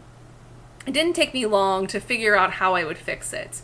And if they had just, like, some people sitting down and figuring out these details at the start, and just not fall into the peer pressure of the fan base figuring it out. Matt said this in one of his videos. He's like, dude, just let the theorists just have those wins. rather than seeing, oh shit, they fucking figured it out, now everyone's going to be bored and not interested in my story, quick, throw it all away and rewrite the whole damn thing. It's very obvious when they do that. So don't do that. Just let the theorists have their wins and say, congratulations, you did it. Gold star, kids. You figured me out. You figured it out. And yeah, I agree, Black. Strong, creative team, strong directors, unified vision, does so much more for better storytelling. Like, I have seen some projects that have the worst, shittiest art, but they've got a really strong story. You know, like One Punch Guy, right? Like, I hear that all the time when I listen to Comic Lab, is that they always say that good writing can save bad art, but it's very rare that the other way around is true. That's what Poppy Playtime is, though. Yeah. It's really good art and really bad writing. Yeah. And it's a lot of hype. I feel that is the main reason why Poppy Playtime has continued to be so successful, is they know how to build that hype. They know how to build all that anticipation. And they did it really well for Chapter 3. I don't think they did a very good job for Chapter 4, because I feel like they're just trying to rush it and finish the project before they lose any sort of hype. Yeah. And because if you got one more chapter, the fans will be like, okay, I just want to see how it ends. And rather than continuing to do more and more cheaper and cheaper chapters, which I feel like if they did continue to do, you'd start to see the story degrade more and more and more and more. Again, Chapter 4, definitely their weakest chapter. Chapter 3 was okay, but I was starting to ask a lot of questions. Like, why the fuck the inclusion of Ollie now? Yeah. You'd think like something like that should be from the very beginning. Yeah. That's how it was in the DLC for FNAF.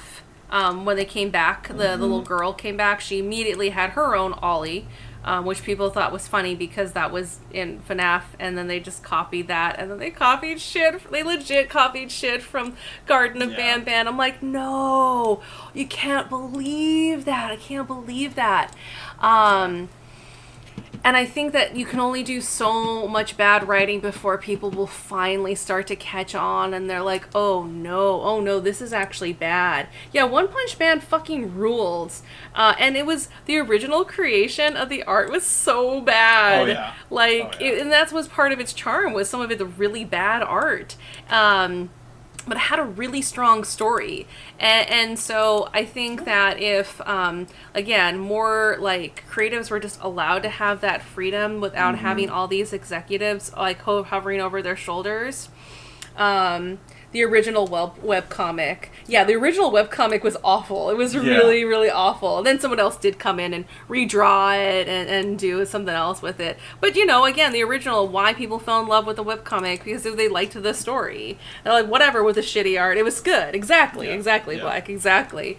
It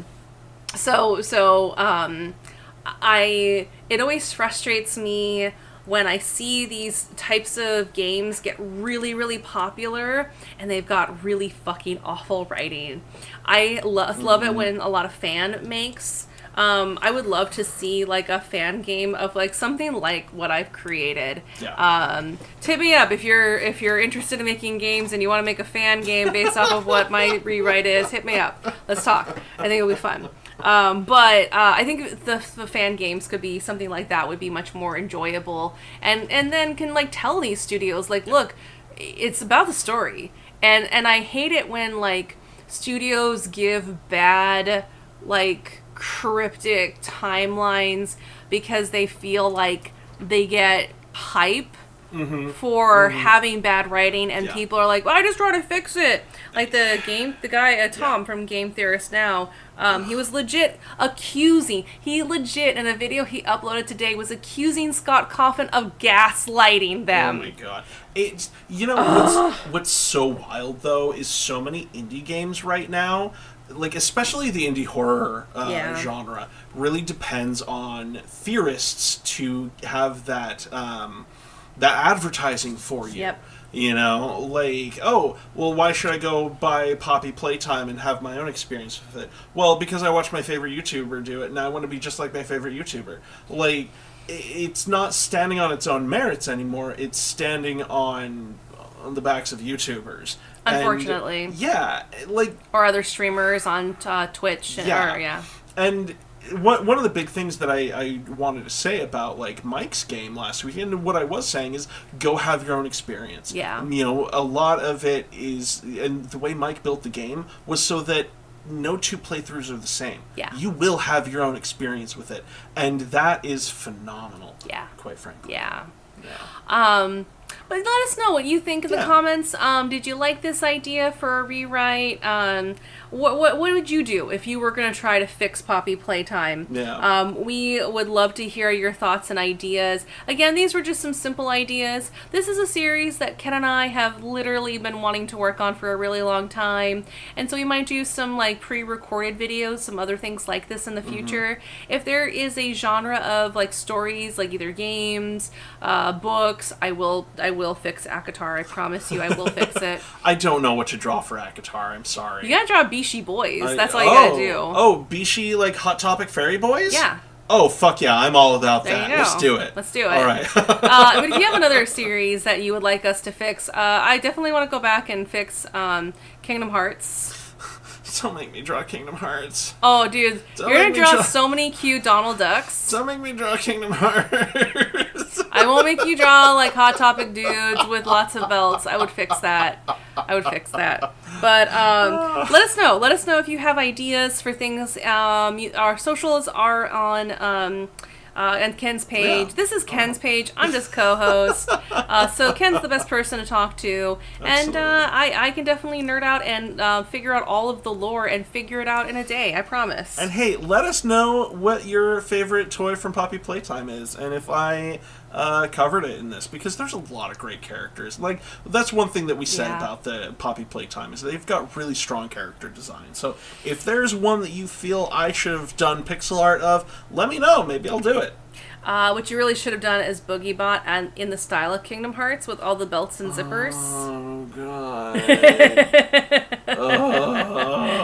Yes. All yes. right. But thank you so much for everyone who watched. We stream every Saturday. Ken does additional streams. I'll pass the baton to him. Yeah, follow me on social media, Kenjamin Art, on all the ones that matter, I guess. I'm on Blue Sky, I'm on Kara, I'm on Threads and Instagram. Those matter? Wow. I mean, we'll see Hot for how takes. much longer. Hot takes. I'm mostly avoiding the dead bird. Yeah. I don't post on that one. Anyway, yeah, let me know what you think. Follow me on socials, like I said, and that's the best way to get alerts about when we go live. Follow me here. You'll get the alert when we go live, too. Smash that bell. Yeah. Smash that subscribe. Do it. Hit that like. The 6 people gave this video a like. Thank you to each and every single one of those lovely souls for the likes on this video. That really helps us get more traction and attention here on YouTube. Thank you. Really Thank you quick, so much. Before we go, Steph, which buddy is your favorite from what I've done tonight? You know, I mean, Cat Bee is so good, but I like your Kissy Missy. Honestly, Missy's cute. Kissy Missy is so cute. The way you put your little arms down, she had her little tummy out, that's really cute. I like Kissy Missy the most out of all the ones you've done. And you quickly came in and gave her a little heart head. Yeah. Like, that's my favorite, is Kissy Missy. Plus, it gave me the opportunity to do the high five thing, because everybody gives Huggy Wuggy a high five. Everybody. And that was where that original hype train started, and it's a bummer. Yeah. It's a bummer to say the least, but at least I can sleep well at night knowing I fucking fixed it. You got it off your chest. Got off my chest. Oh my god, we got a couple more thumbs up by the end. Thank you. Thank That's you really so sweet of much. you. Thank you. That really Very does kind help of all us. of That you. really does help us out. So, anything else we want to say before we sign off tonight? Have a great fucking week, everybody. Have a great fucking week. Lots of fucking. Oh yeah. If that's your thing. If that's your thing. We're getting ready for Akatar. Have a good one. Bye.